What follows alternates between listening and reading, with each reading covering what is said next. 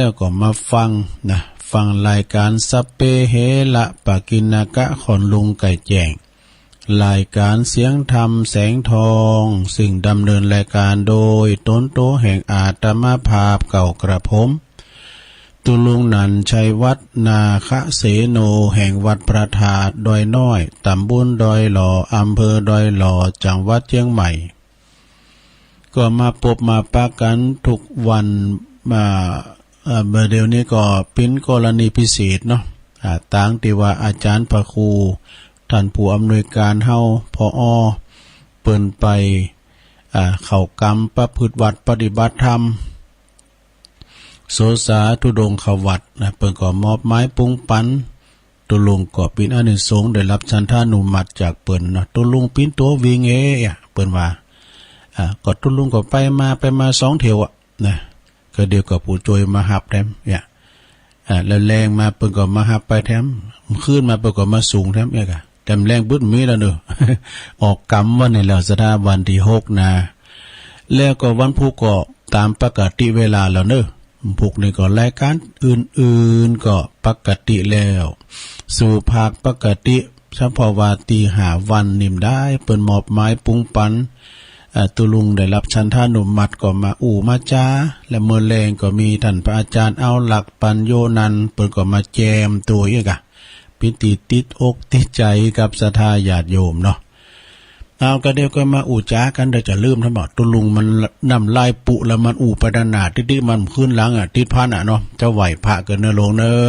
ลงบางเขาตื่นมาแล้วบอลงโอนเขาแม่บุญพินโขสะพานบุญตึงลงตึงหลายเนาะไม่ลงไปลุกมันวันนี้หูซึกว่าหนาวนะแต่ดูขนาดตุลุงอยู่ในห้องกระจกนี่ยังหนาวตุ้มผ่าอยู่นะเปิ้นก็เอาเสือมาถวายมันก็นี่เฮาดีอายเปิ้นเป็นเสืออุ่นเนี่ยกะมีหมูกะล่อมให้ว่า กับมะนาวแต่ตะนุงตุปีธรรมเนี่ยวัดบ้านใหม่เปิ้นถวายไปแล้วพอน้อยเขานี่นุงกับมันปึ้งนี้เฮานุงมันจะฮื้อสีเด่มๆวันนี้ มันก่อนนะนุงเสือดำดูไปแบกโลกกุ้มฐานเลยเอาไหวพาในโรงเด้อเป็นลูกมาเตอมานอนมันอุ่นเด้อเกินเด้อมันเจ้าอยู่ตุลุงจะเป็นเก้าเป็นโหนำไหวพระกันเด้ออะระหังสัมมาสัมพุทโธภะคะวาพุทธังภะคะวันตังอภิวาเทมิสวากขาโตภะคะวะตาธัมโมธัมมังนัมมัสสามิสุปฏิปันโนภะคะวะโตสาวกสังโฆสังฆังนะมามินะโมตัสสะภะคะวะโตอะระหะโตสัมมาสัมพุทธัสสะนะโมตัสสะภะคะวะโตอะระหะโตสัมมาสัมพุทธัสสะนะโมตัสสะภะคะวะโต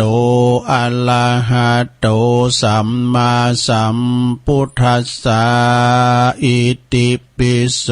ภะคะวะอะระหังสัมมาสัมพุทโธวิจาจารณะสัมปันโนสุขโตโลกวิทูอนุตตโลปุริสตัมมัสสาลาธิสัทธาเทวมนุสสานังพุทโธภควติ สวากขาโตภะคะวะตาธัมโมสันติทิโกอากาลิโกเอหิปัสสิโก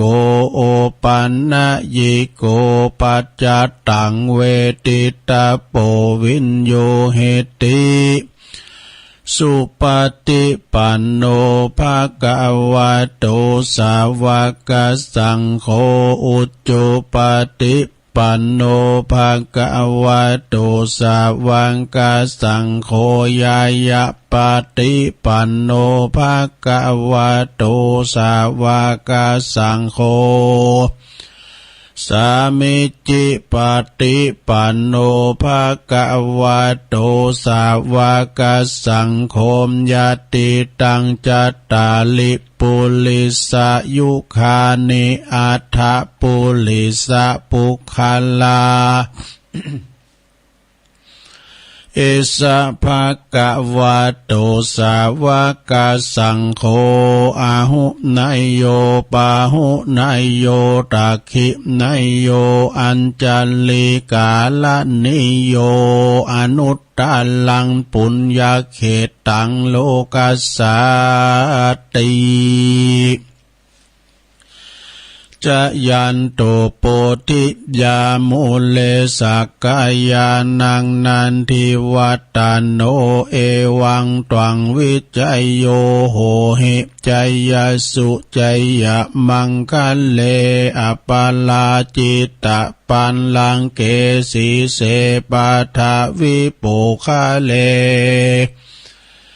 อภิเสเกสัปปะพุทธานังอากาปโต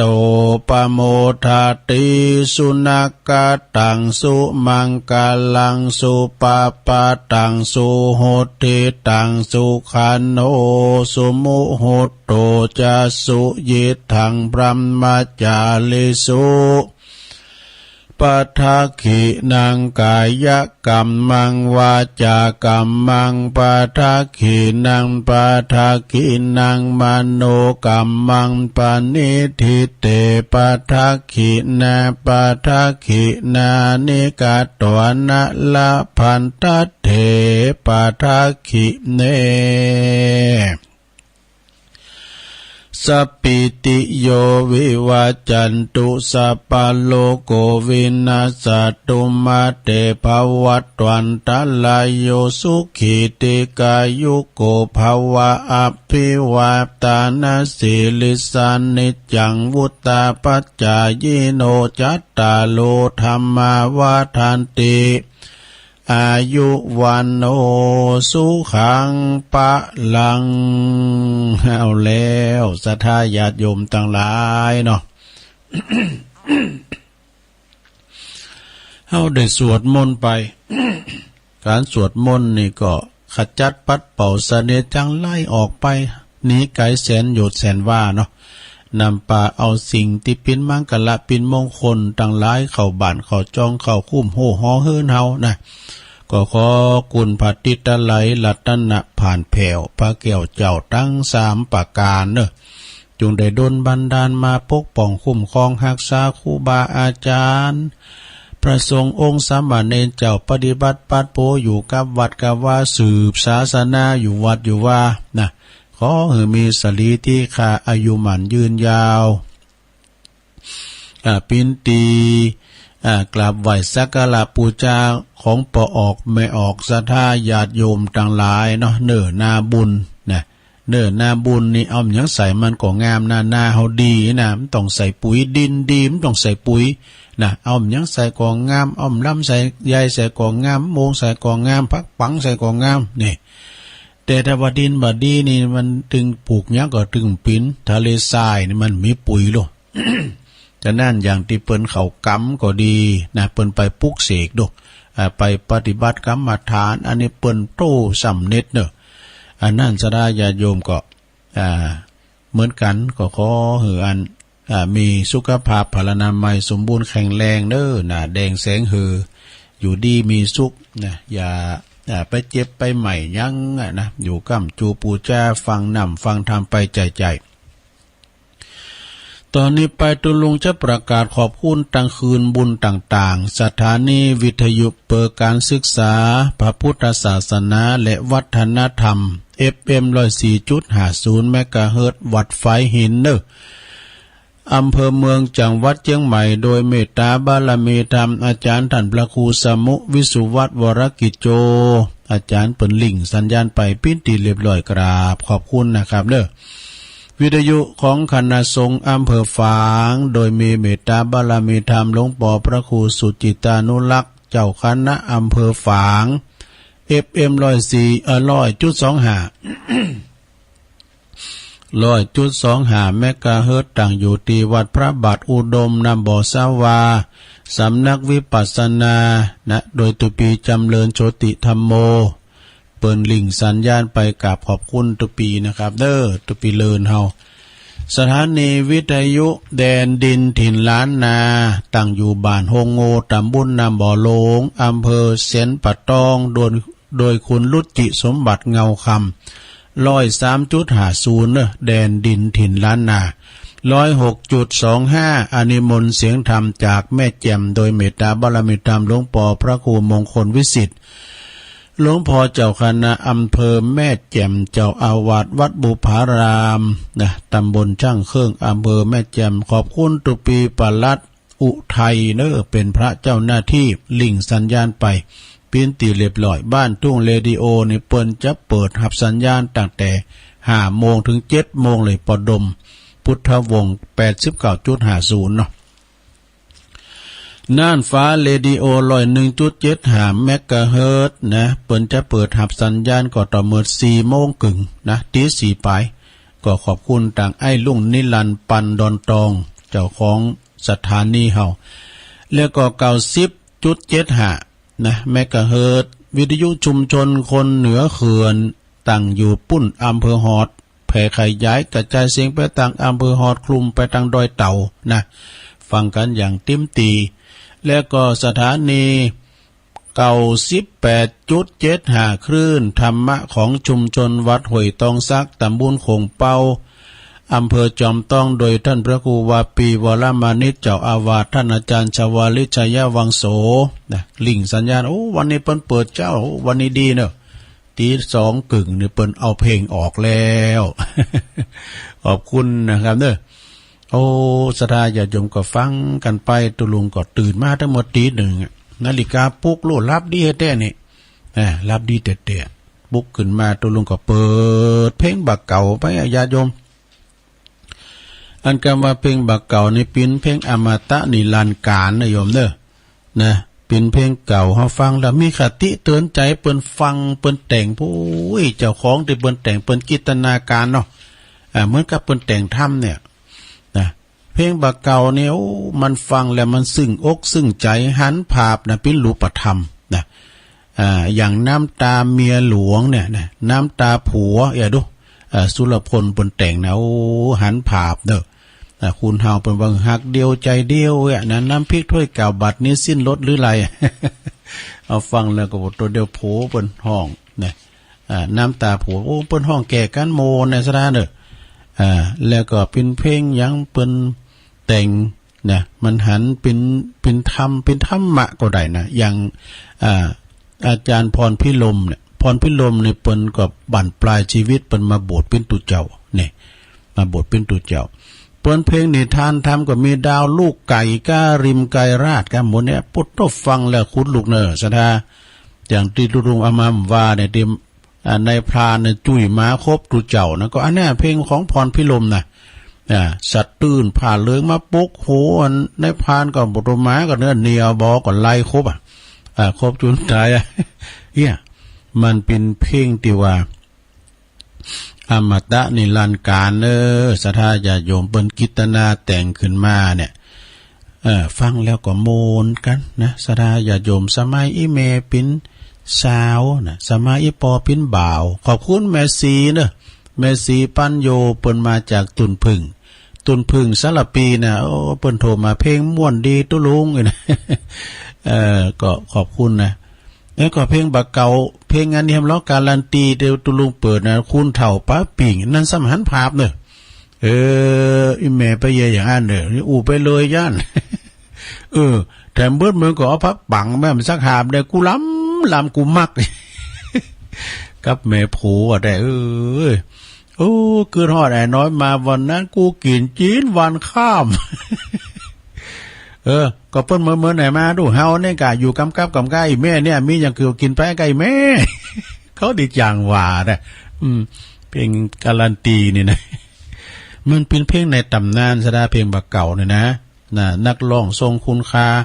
อย่างนักร้องบางคนลุ่มหายแต่จากไปแล้วสุรพลกาทูลทองใจแล้วก็อันสาวฝั่งโขงปาปีดองปองปีดาเขาหมดเนี่ยมีแล้วสดาเปิดไปสวรรค์หมดแล้วเนี่ยมันเป็นเพลงที่อมตะนิรันดร์การฟังแล้วมันเบิ่มกายโยมนะอาหารใจเหมือนกันเนาะคุณเฮาที่มีดนตรีอยู่ในหัวใจตุลุงก็ฟังไปเพลินไปตุลุงก็เอาเพลงของแม่น้อยพองบ่เอาวันเนี้ยก็แฮดดี้ไดเอามาใส่หือพองเพลงเก่าทูลทองใจก้าน่ะแม่น้อยบุญยวงแซ่พันเนี่ยเปิ้นท่านวิทยุมา2เครื่องนะกล่องเพลงก็มีนะเรื่องหันเพลงมีเป็นปั้นเพลงพุ่นลงเพลงมันหลายแล้วก็เปิ้นเอามาทำเครื่องก็ทานินนะทุกบาทคุ้มค่าด้วยทานินแล้วก็ตุลุงก็เอามาเปิดอันนี้เนาะสดาว่ามันเป็นแก่งอมแก่เงาไปเฮาก็ย้ำมือคือฮอดว่าอยู่ภายในเนาะอยู่ภายในเนี่ยกันไก่แจงมาเปิดเพลงสถานีมกนะเปิดเพลงเก่าโปรดเถิดดวงใจทูลทองใจเข้ามาเลยนะโอ้ยมันช่างมางอมน้ำเลยงอมนะเหมือนกับซ้อเหมือนกันนะโยมเนี่ยซ้อนี่นะมันก่อนเนี่ยนะเราฟังเราอมตะนิรันดร์การก็มีศิลปินพื้นบ้านอย่างปอคูแก้วตาไหลเนี่ยแก้วตาไหลเนี่ยเป็นซ้อหำเนี่ยโอ้ยสะทาน้ำท่วมจอมตองน้ำท่วมดอยเต่าแอวเสาจอมตองหมดเนี่ยลองฟังหมอละมนนะเปิ้นกิตนาการเนี่ยตัวเปิ้นนี้น้ำท่วมกันเนี่ยนะมาอยู่ตั้งปากตั้งเจริญกันอย่างนี้นะฟังปอคูเกี่ยวตั้นไหลให้เปิ้นสอโมนไหลดิหรออันปอแก้วนี่เปิ้นมีเสน่ห์อย่างหนึ่งเปิ้นสอไปเปิ้นลักลกเล็กท้าเปิ้นน่ะไหลไปไหลมาเลยได้สมญานามว่าปอแก้วตาไหลเนี่ยสออันเนี่ยทุลุงยังหันอยู่ด้วยเนี่ยแล้วก็ถ้าว่าตั้งเมืองนานนี่ปอคูคำพายเมืองนานอันนั้นก็หันอยู่ปอคูคำพายเนี่ยยาสตรีอันตราบ่อน้ำเมื่อก่อนนะเนี่ยสถาญาติโยมทั้งหลายเป็นนักร้องจังซอก็ดีในตำนานแต่เปิ้นก็ลุ่มหายตายจากไปก็มีนักอันนี้ก็เล่ากันไปเราลำดับปอตะกึ่งชั่วโมงก็เดี๋ยวตุลุงจะตีทำกันทำตุอุ้ยมาทำแล้วนะจะฟังกันก่อนสถาญาติโยมทั้งหลายนะทำตุอุ้ยหลวงพ่อบุญปันปุญญธรรมโมเปิ้นอยู่วัดแม่โป่งดอยสะเก็ดหมอทำถวายถ้ำมหึตุลุงเวลากำตึกกำแต่สำเตอตุลุงก็นักลำไปน้ำลายปุแต่บ่าน้ำลายเพราะว่าอันนี้เป็นถ้ำณบัดนี้นะโยมเป็นถ้ำสำนวนโวหารนะก่อนพ่อยาวสักตัวใดลองฟังก่อนก็เดี๋ยวเขาก็ค่อยมากันสถาวันนี้วันติดนะมีงานบุญหลายตีเดี๋ยวจะลืมไปเดี๋ยวไว้ก่อนเนาะวันนี้พิธียกยอดชัดเป็นพุทธบูชาเหนือวิหารแก้วฉับพนลังสีจำนวนเก่ายอดด้วยกันวันนี้เป็นวันอาทิตย์ที่6 ธันวาณที่สำนักห้วยพระเจ้าสำนักสงฆ์ห้วยพระเจ้าเพิ่นอยู่ที่ไหนอยู่ตำบลตำบลนำบ่อหลงแล้วก็อำเภอสันป่าตองเพิ่นจะมีพิธียกยอดชัดยกยอดชัดขึ้นสู่บุญยอดวิหารนะมีพิธี2 ขั้นตอนพิธีแรกก็คือพิธีพราหมณ์ประจะบวงสรวงเทพาอาหัก16 จันทร์ฟ้า15 จันทร์ดินแล้วก็พิธีที่2กับพิธีสงฆ์19 รูป15 รูปนะฮะเพิ่นก็จะได้เจริญพระพุทธมนต์นาดีสำนักสงฆ์ห้วยพระเจ้าอยู่ตั้งตั้งบาทแม่บัวพินก็นำบ่อหลงตำบลนำบ่อหลงนะสำนักห้วยพระเจ้า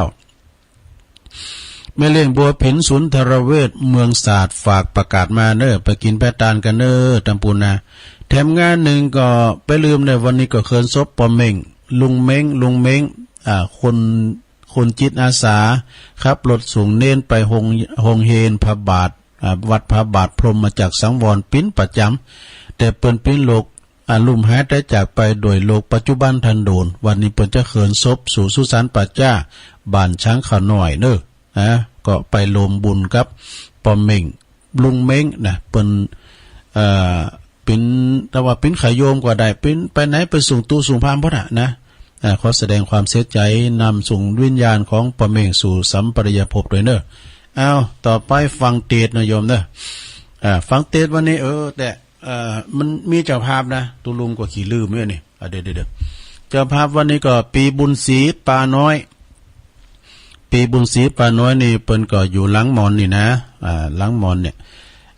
เปิ้นว่าอันนี้การเทศน์ตุลุงแล้วก็มีเฮียตีแม่คำปันจุมาลีนะโอ้เฮยตีนี่สอบกินสอบตานไปสั่งไปเข้ากรรมเนี่ยเปิ้นหอมสั่งถนนหนตั้ง10,000ปลายเนาะอิฐศิลาแรงแถมน่ะ10,000ปลายอันนี้เป็นการเทศตุลุง200 บาทยินดีเฮยตีเนาะเฮยตีจิตอาสาเหมือนกันแล้วก็ขอบคุณทางแม่สุแก้วศรีสอนศรีนุสรเนี่ยพร้อมด้วยครอบครัวพี่น้องบ้านศิลาพรอำเภอบ้านห้งเปิ้นก็ปิ้นเจ้าภาพมาตุยแล้วก็มีแม่เพ็ญขาวเตี้ยทำบุญฟังเทศน์อุทิศบุญกุศลแด่ดวงวิญญาณของป้าอุ้ยน้อยปันแม่อุ้ยเงินจินาอิด้วย เปิ้นอยู่ตาจ้างแล้วก็แม่บุญพินอ่ำโคตรโดยในโรงพยาบาลลานาโลมปิ้นเจ้าภาพรวมกันในวันนี้ตลอดถึงสระญาติโยมทั้งหลายทุกท่านเนอะปิ้นเจ้าภาพรวมกันฟังเทศน์ นะโมตัสสะภะคะวะโตอะระหะโตสัมมาสัมพุทธัสสะนะโมตัสสะภะคะวะโตอะระหะโตสัมมาสัมพุทธัสสะนะโมตัสสะภะคะวะโตอะระหะโตสัมมาสัมพุทธัสสะสัพเพธัมมานาลังอภินิเวสายาตินี่คาถาเพิ่นเด้อณโอกาสบัดนี้อาตมาภาพจะได้น้อมนำเอาธรรมะอันเป็นหลักสัจธรรมคำสอนขององค์สมเด็จพระชินวรสัมมาสัมพุทธเจ้ามาจี้แจงแสดงธรรมแก่บรรดาปออกไม่ออกศรัทธาสาธุชนคนดีต่างหลายเด้อ หือหายผ่อนคลายในความปิ้นอยู่ของชีวิตบางสิ่งบางอย่างเน้อในหมู่มนุษย์คนเฮาเนี่ยนะแม่หลวงเน้อปุถุชนคนเฮานี่ยังมืดมิดนะติดอยู่ในสิ่งต่างๆนะคือยังห่างไกลห่างจากสัจธรรมจึงติมไปโดยความวิตกกังวลอารมณ์อาลัยอาวรณ์บางครั้งบางตอนบ่นอนบ่หลับ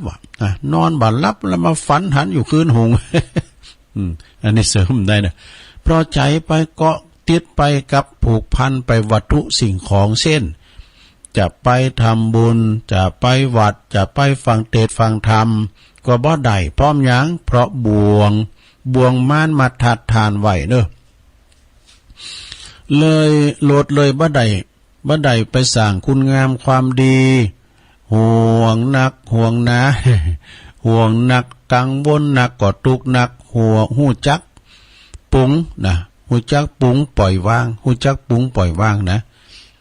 เนี่ยปุงมันลงจางปุงตุลุงปุงถึงวันปุงยาตุปุงให้เข้า ปกติปุถุชนคนเฮานี่นะเมื่อยืนเดินนั่งนอนไหวเคลื่อนไหวได้ก็เป็นธรรมดาที่มีจิตใจก็จะต้องเกิดมีจิตใจที่จะต้องโหงแต่โหงนักยึดนักก็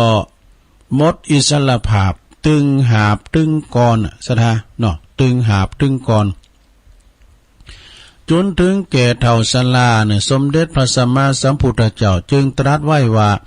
ในการดำเนินชีวิตของเขาโดยใจสติปัญญาสติเหมือนกับหามล้อเบรกรถปัญญาเนี่ยปัญญาก็คือหู้ดีหู้เสเหตุและก็ผลอย่าไปหักโลภโกรธหลงล่ำไปจนเกินพอดีมัชฌิมาพอมกปอปานกลางเพิ่นว่านะ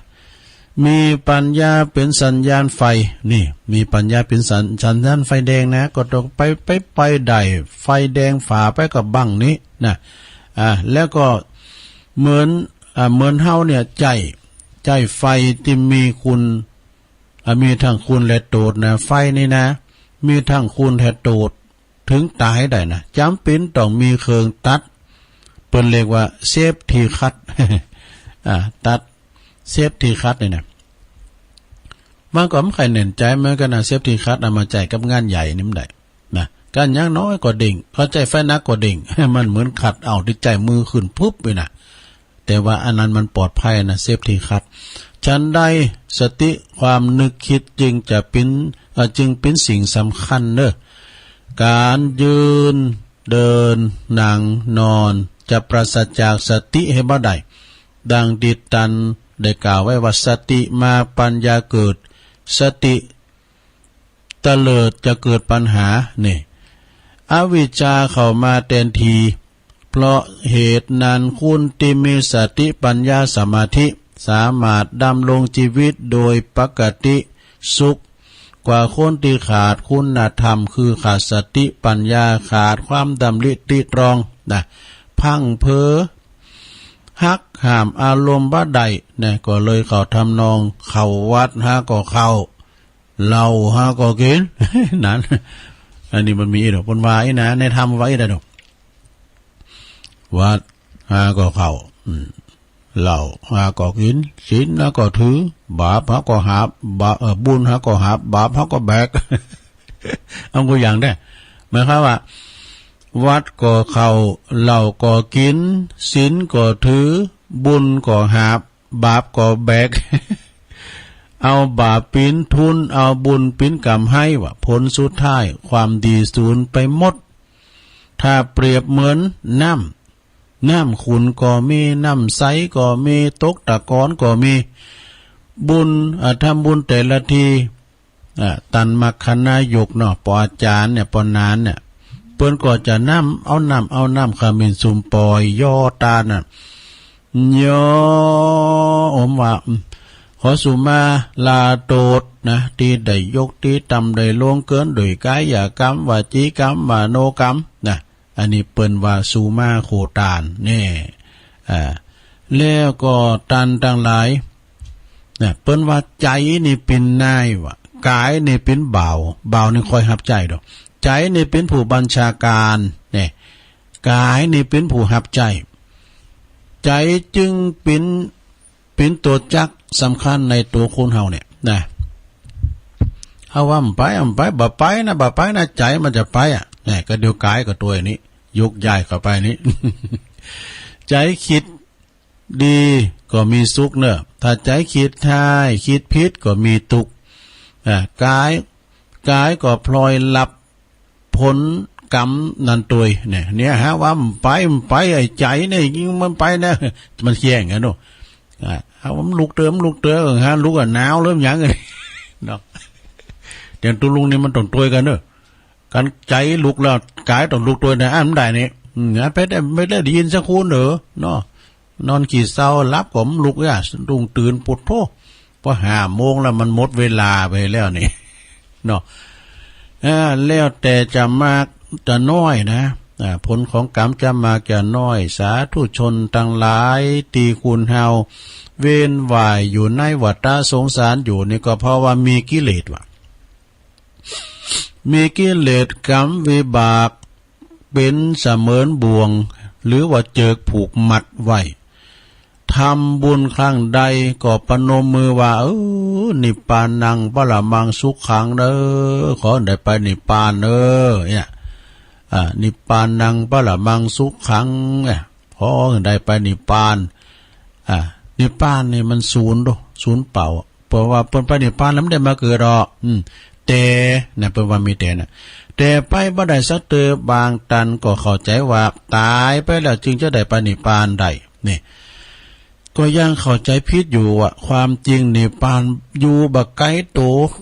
อยู่บ่ไกลเฮาเนี่ยคือตัวคุณเฮาเนี่ยนะอยู่ไกลกับตัวคุณเฮานี่แหละนิพพานแปลว่าความดับหรือว่าเย็นก็ยังมีลมหายใจอยู่เนี่ยดับกองกิเลสกองตุกดึงโมนมี3กองด้วยกันโลภะโมหะโทสะโมหะแล้วก็มีมานะทิฏฐิความอิจฉาริษยาความพยาบาทปองร้ายหานเปิ้นอื่นเปิ้นใดดิบได้ดีขอยเปิ้นนี่นะมารพลนี่แหละมันห้ามไว้บ่คือไปนิพพานเด้อ ศรัทธาเนี่ยจะไปคอยไปโยนเปิ้นนะอันเตเปิ้นใส่เสื้อข้อในปุตตะเหลืองเหลืองหามแดงปึงลึงนะเหลืองในปุตตะสินมอนิกอยเหมือนไอ้จอมหยุด2แผ่นดินน่ะนะถ้าอู้ป่ะเหมือนไอ้หงน่ะติไปคอยเปิ้นน่ะเมื่อดับใดบังคับใดนะเมื่อดับใดบังคับใดก็ยินใดเบิกบานสำราญใจนะอุปาทานความยึดมั่นถือมั่นว่ามารตัวสำคัญมี3จำปกเนี่ยมารนี่นะคืออย่างพอง1ปุตตังเวบุตตังคีเวนะฮักลูกนี่เหมือนเจิกผูกศอก2ภรรยาหัตเถฮักเมเหมือนปอผูกศอกนะเดี๋ยวอันแรงนี่ปุตตังคีเวฮักลูกเหมือนปอเหมือนเจิกผูกคอเหมือนเจิกผูกคอก่อนนะ2ภรรยาหัตเถฮักเมเหมือนปอผูกศอก3ท่านนางปาเทฮักเข่าของสัมปติสมบัติทั้งหลายเนี่ยเปิ้นว่าเหมือนปอกซุปตีนนี่3อย่างโบง3อย่างมันมัดอยู่อ่ะเจิก3สินนี่นะเปิ้นก็มาฝันขินไว้ขินให้มันเป็นเจิกสินเดียวแล้วก็กิ่งเกิกอยู่ในวัฏสงสารสินที่1เปิ้นว่าลูกหลานเหลนสินที่2ภรรยาสามีสินที่3สมบัตินะทรัพย์สมบัตินี่3อย่างนี่นะมันเป็นโบงผูกมัดเฮาทั้งที่ฮู้อยู่ว่าสิ่งเหล่านี้มันคือสมมุติขึ้นเนี่ยตายแล้วก็เอาไปโดยไม่ได้สักอย่างนะจึงบ่อาจจะนำเอาไปโดยใด ตายปุ๊บเราหัวเราะก็เวลาเฮาเจ็บปิ่นยินอุ่นมีเงินมีคำก็ตามเด้อลงเอ้ยสูงตึกพงยานั่นเนาะนะลูกหลานมีหลายก็สูงตึก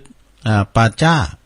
สูงตึกกองฟอนนะนอกจากนั้นอ้ายเขาก็จะเอามีหยังไปเข้าหอไผเข้าหอมาน่ะเด้อนะ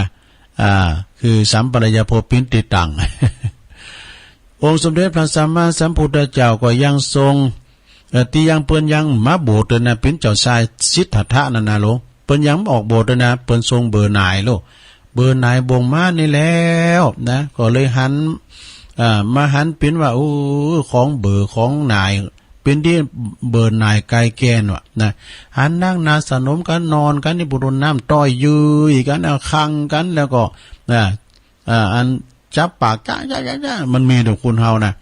ถ้าตื่นมานอนกลางกาดเกี่ยวอยู่ลุบก็มันเยอี้เนาะโอ้เฮามานอนตัวเจ้าคนนึงนะนอนหิมกันเนี่ยก็กาดเกี่ยวนึกคืนหงมอลุบก็มันมาโขดมาเกลียดอย่างไรเนาะเดี๋ยวก็รับไปก็เดี๋ยวก็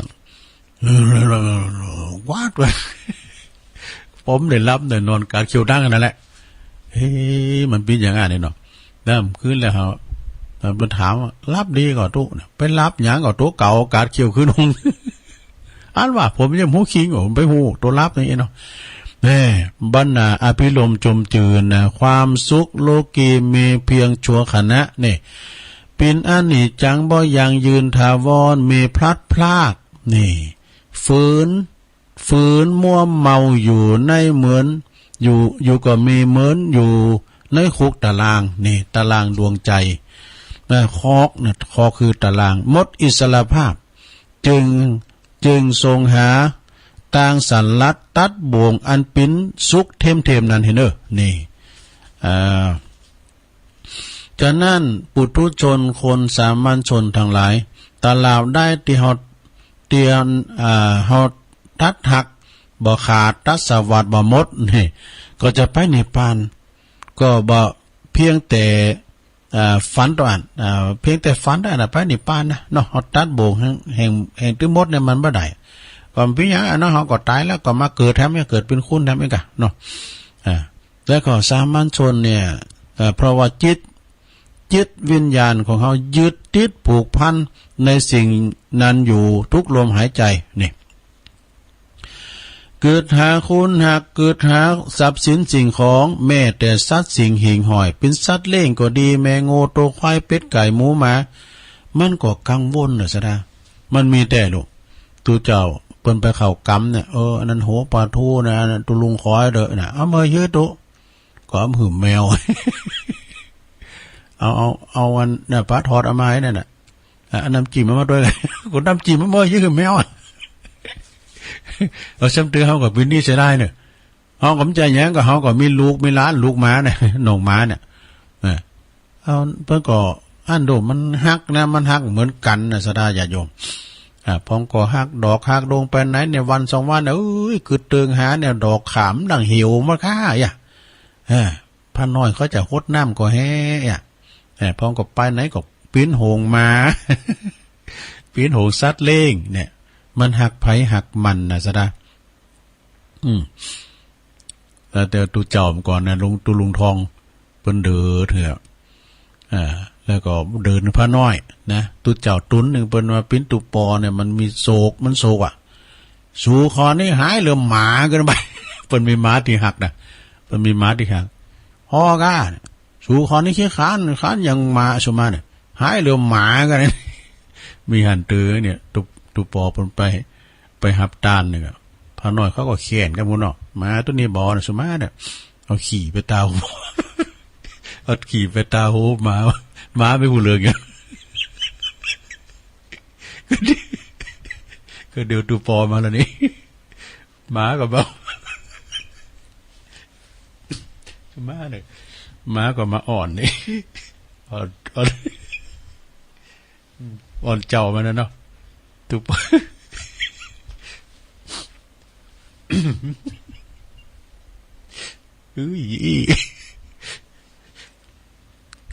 ก็เดียวกันนั่นโน้นนะเอาแต่ละม้านี่ก็มาอ่อนเจ้าอันตูปอนะตูปอก็เอาแต่มากอกดื้อทั่วกิ้งไปไหนมาบ้างนึดข่าวปุ๊บ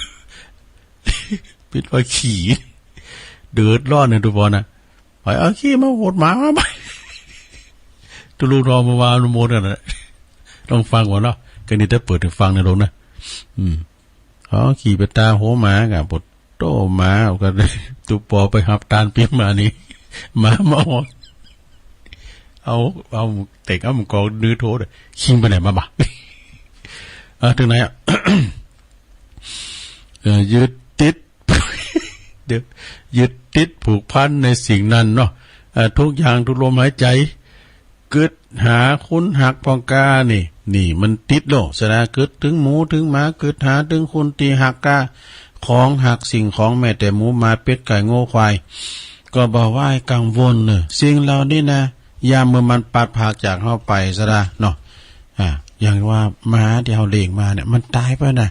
เขาอะไรฮะมาดูโศกาอะไรตุลงนี่บดโดนัทเนาะนั่นมันเสียอายุไปนะแต่โอ้มันตายเนี่ยมันตายหนาโหงหน่อยตุลงน่ะโอ้ตุลงกับปุตกัดอกเหมือนกันนะแล้วก็ตุลงก็ผ่า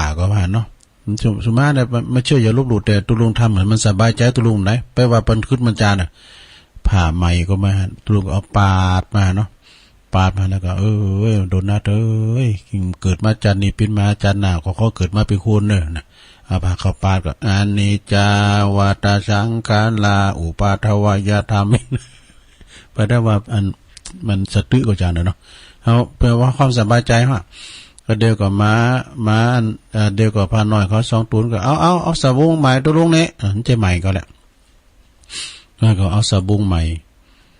เอาสบู่เก่าเนี่ยเอามาตื้อกันแล้วก็ห้ามบดโดนหน้าแล้วเขาก็จำสีแจงพาก็ห้ามกันไปปรากฏว่าม้ามันเอาตัวลุ่มๆยังมันไปสูงศพเนาะแต่ตัวลุ่มไปดูกัดอกเขาไปฟังปุ๊บตีอันกลางดอยว่าโอ้เนี่ยมันหักไผหักมันนะซะได้เนาะตุลุงว่ากันไปไหนเนี่ยก็คืออยากจะลุ่งรถมันโดดสามันกูเอาเล็บไปโขนใส่รถเปิ้นกะเนาะปิยะโตชายเตโสโกความโศกยอมเกิดแต่คุณตีหักสิ่งนั้นตีตนหักนะนี่บาลีเปิ้นก็ยืนยันว่าสัพเพธัมมานาลังอภินิเวสายะซึ่งก็สิ่งทั้งหลายทั้งปวงบ่โกนยึดมันถือมันแบกไหว้ก็โกนปุงนะ คนหูจักปรุงทุกสิ่งทุกอย่างจะเบาลงเพราะความเพราะคุณเฮาเนี่ยโมงมงายประมาทขาดสติลืมนึกถึงกรรมองค์พระสัมมาสัมพุทธเจ้าก่อนจะนิพพานเนี่ยนะเปิ้นได้ตรัสเป็นพระดำรัสว่าฝากไว้ว่าหันเปิ้นฝากว่าอย่างนี้นะหันทธานิภิกขเวอามันตยามิโวยะวยะธรรมาสังขาราอปปมเทนะสัมปเทถะนี่นะเปิ้นแปลเป็นไทยว่าอย่างนี้ในโลนเด้อเปิ้นบอกให้ดูเจ้าทั้งหลายนะดูก่อนภิกษุทั้งหลายเราขอเตือนเธอทั้งหลายเป็นครั้งสุดท้ายว่าสังขารทั้งหลายไม่เที่ยงนะย่อมเสื่อมสิ้นไปเป็นธรรมดาท่านทั้งหลายจงตั้งอยู่ในความไม่ประมาทเถิดเนี่ยเปิ้นไม่ประมาทนะพระดำรัสครั้งสุดท้ายเนี่ยไปประมาทได้ลงเด้อไปประมาทมันกินมันต้านไปนะนี่คือบ่ประมาทในการสร้างคุณงามความดีนะหาตีเกาะตีกรรมไว้ในโลงเนอแล้วก็ได้แก่คือธรรมะอันควรแสวงหาอันเป็นขุมนะอันขุมทรัพย์ตีปึงอันถาวรหนึ่งอังคะสมนิธินะทรัพย์ติดตัววิชาความหูเนี่ยทรัพย์ติดตัววิชาความหูนะมันมีความหูอันเป็นสติปัญญาประกอบอาชีพนะเป็นทรัพย์ตีไผหลักขโมยไปมันได้นี่ปัญญานี่ไผหลักมันได้นะโยมนะปัญญาไผหลักไปมันได้คะแนนว่าเฮามีวิชาปัญญาเด้อเนาะมันกันสตังเฮามียังโตยังเหนื่อยยังโตยังกันอยู่ยังหมดอยู่แต่ปัญญากินบ่หมดนะ2อนุคามิกนิธิอันนี้ก็ขุมทรัพย์ติดโตได้แก่บุญกุศลเนอหลวงเนอไผมีบุญหนักพองไผมีบุญกุศลหนักคุณงามความดีหนักก่อนี่นะมีศีลประจำตัวก็มีสมาธิจิตใจมั่นคงก่อนี่นะถ้ามันยังมีหน่อยอยู่ก็ไปเติมเข้าไปหลวงเนอไปเติมเข้าไปปัญญาหูแจ้งแห่งสภาวะสังขารทรัพย์ขุมนิปินฉายาอิวะอนุปายะยินีนะเหมือนเงาติดตามตนตัวเฮาไปนะทุกขนทุกแห่งจุนเฮาตายไปสู่โลกหน้าเงาอันนี้ก็จะติดตามไปก็คือหมายความว่าคุณงามความดีนี่แหละนะส่วนทรัพย์สินที่ติดตีเย็นส่วนทรัพย์สินที่ได้แก่ตีดินตีนาเลือกสนได้นาทรัพย์สมบัติทรัพย์สินสลิงคานเป็นของญาติพี่น้องแก้วบรรลุหมดนะแก้วแหวนแสนจริงก่อดีจ้างม้าโง่ควายตึกเฮินบันจองนะรถลายาวยานพาหนะหมู่นี้นะนำติดตัวไปบ่ได้สักอย่างไม่ลงนะก็ต้องละไว้เป็นของสาธารณะของสาธารณะของสาธารเป็นของลูกของหลานแตนไปแตนเข้าแตนของไปบุญหรือว่าผลคือความสุขกายสบายใจบาปติดตามไปบาปติดตามไปซ้ำเติมเพิ่มตุกเนี่ยดังที่ได้แสดงมาในโลกเนอนั่นสาธุชนทั้งหลายจุงรีบค้นขวายนะลงนะรีบค้นขวายหาตีปึงตังจริงใจเห็นมันจีรังยังยืนเนอะหาตีปึงตีเกาะตีกรรมเป็นตีอุ่นใจแล้วก็เลิกยึดมั่นถือมั่นในวัตถุสิ่งของเหมือนเอาเจิกมามัดนะเหมือนเอาเจิกเอาตอก30มาผูกมัดตีตีนตีมือไว้มัดตีมือไว้แล้วก็จุนว่าบ่ได้จำศีลภาวนานะลงอยู่กับนะทรัพย์สมบัติสิ่งของเลยบ่ได้เข้าวัดเข้าว่าเข้าภาษา3เดือนก็มีเพียง12ศีลบ่ได้นะก็ยังคืดอยากจะไปวัดแต่เนอะมันก็น่าคืดเหมือนกันนะก็ดังแสดงมาในอวสานแห่งการแห่งพระธรรมเทศนานี้นะโดยเดชานุภาพนะแห่งกุลพระศรีพระอัญศีรัตนตรัยพระศรีรัตนตรัยเกี่ยวเจ้าทั้ง3ประการนะแล้วก็โดยอำนาจบุญกุศลที่ท่านทั้งหลายได้ฟังธรรมก็ดีได้กระทำมาแล้วก็ดีจุงปิ้น พลวะปัจจัยโดนบันดาลหือตันทั้งหลายสมประสบแต่ความสุขความเจริญสมหวังในสิ่งที่พึงปรารถนาเนอะและก็เจริญโดยอายุวันนาสุขภาละปฏิภาณธนสารสมบัติตลอดทุกทิพาลาตรีการนั่นจุงจักมีแสดงพระธรรมเทศนามากว่าพอสมควรแก่กาลเวลาก็ขอสมมุติหยุดที่ลงปุงไว้เพียงเท่าอีเอวังก็มีด้วยประการฉนี้สาธุสาธุสาธุทำตัวอุ้ยเนี่ยบวงมารเจิก30มัดไว้นี่อันนี้นะญาโยมที่จริงทำไปก่อนเพราะยาวเก่าแต่ว่าตุลุงก็ใส่นุ่มใส่เนยไปพองแล้วกันเนาะ ขอบคุณเนอะเจ้าภาพตัวนะก็เดี๋ยวเอาปอนด้วยกันกันเนอะตึงหลงตึงหลายเอาปอนให้ก่อนเอาปอนลมหมู่เฮาเลยเนาะอิจิตังปฏิตังตุมหังคิปะเมวะสมิจตุสเปปูเรนตุสังกปาจันโทปนารโสยะถามณิโจติละโสยะถาภวะสัพปีติโยวิวัจจันตุสัพพะโลโกวินาศตุมาเตภวัตวันตลายโยสุขีติคายุโกภาวะอภิวาตานาสีลิสานิจังวุตตาปจายโนจัตตาโลธรรมาวัฏันติอายุวันโนสุขังปะลังสาธุแน่เฮียไปหาได้ไหนหลงแตกตื่นมื้นตามมาก็ได้ฟังธรรมได้ฮับปอนสัปปีแล้วเนี่ยเนาะได้กินกำให้แล้วหลง ที่เปิ้นรับแล้วก็กำให้หยังแต่ตื่นเนื้อเนาะฟังไปแต่ว่านี่ก็ขอบคุณทางปอเล็กนาลงกิติวงศ์เนอะเปิ้นโทรมาเปิ้นบอกว่าโอ้มาบ้านเฮาไปอาตุมาฟ้าวไม่ได้ไปเอาฮัดตุลุงสักคำมันเป็นยังเด้อนะปอเล็กนาลงเปิ้นมาลาเขาแล้วก็ว่านี่ก็เหมือนกันนะศรัทธาว่านี่ก็มีพี่น้องทางใดเนี่ยเปิ้นขึ้นมาแอววัดพระธาตุด้วยน้อยนี่ก็สมเด็จกับเปิ้นก็ขึ้นมากันอยู่อันเนาะวันนั้นก็ได้รับเกียรติจากท่านนายกจากตำบลสันต้นมือ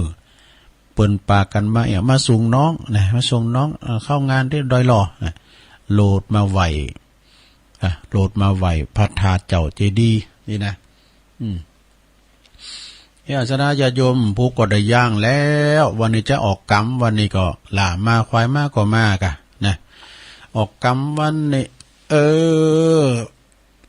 อันความจริงในก็ตีปุ้นตีวัดใหม่วัดพญาวันวัดล่องช้างพญาวันเพิ่งเข้าวันที่5มาแล้วว่าแล้วกันเนาะได้วันนี้ก็ได้ศีลนึงแล้วได้เจ้าแล้วกันที่จริงเพิ่นก็นิมนต์ตุลุงเหมือนกันน่ะโอ้ก็บ่สามารถที่จะไปได้เด้อไม่ลงลาเขาให้อาจเด้ออาจบอกเงินตุปีเด้อเพื่อจะหลองบอกไปกันเนาะมันงานนั้นเนี่ยแล้วแบบวันฮือนี่ก็จะไปเข้ากรรมที่นี่ฮะหลายปีเนี่ยนะอันนี้ก็เป็นตุเจ้าหมู่กันเสียวเดียวกันเนี่ยตุปีท่านพระครูวรพระครูตัวพระครูพุนซักนะเปิ้นก็จะเข้ากรรมที่วัดวังกูเนี่ยโคงแก้วอารามทั้ง3เนาะแล้วก็ขึ้นวันที่10 11ก็ขึ้นงานวัดปักตั้งเจริญเนี่ยเดี๋ยวก็ประกาศกะอันนี้ลำดับลำดามเลยดูเอาอันนี้มาวามกำเกินตุเจ้าเอ้ยอันนี้มาวามกำเกินเด้อหยังพองกำบักเก่าพองเอานี่คำกรก่อนเนาะคำกรของปีนานสิงคำเนี่ยปีนานสิงคำยะวงแลจากบ้านดงหาดนาคเปิ้นเอาปอบมาเหือตลุงงามเหมือนกันเด้ออันนี้นะเป็นหนังสือคำกลอนสอนใจเปิ้นว่าสุริโยไทยไขแสงใกล้แจ้งแล้วใกล้แจ้งแล้วนะลงเด้อใกล้แจ้งแล้วนะเดี๋ยวนี้แฮม2 นาทีจะถึงตี 4แล้วนะฝูงวิหกร้องเจ้ยแจ้วแสวงหาซึ่งอาหารทะยานไปในหน้าผาหมู่ปักษายังขยันหมั่นหากินท่านที่รักจะซบนอนอยู่ใยเล่าตื่นแต่เช้าขัดเกลาจิตเป็นนิจศีลประพฤติธรรมพระสัมมาเป็นอาจินรักษาศีลให้มั่นมันภาวนาเนี่ย อายุไข ในมนุษย์สุดจะน้อยอย่ามัวคอยโอกาสวาสนาคืนและวันที่เคลื่อนไป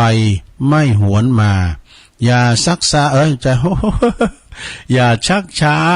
อบรมได้ทั้งกายใจและทั้งใจกายสรรพสิ่งใดๆในโลกนี้ไม่คงที่แปรเปลี่ยนหน้าใจหายแต่สิ่งนั้นติดตามไปไม่รู้วายดุจสหายคือกุศลและผลบุญแต่กันเนาะ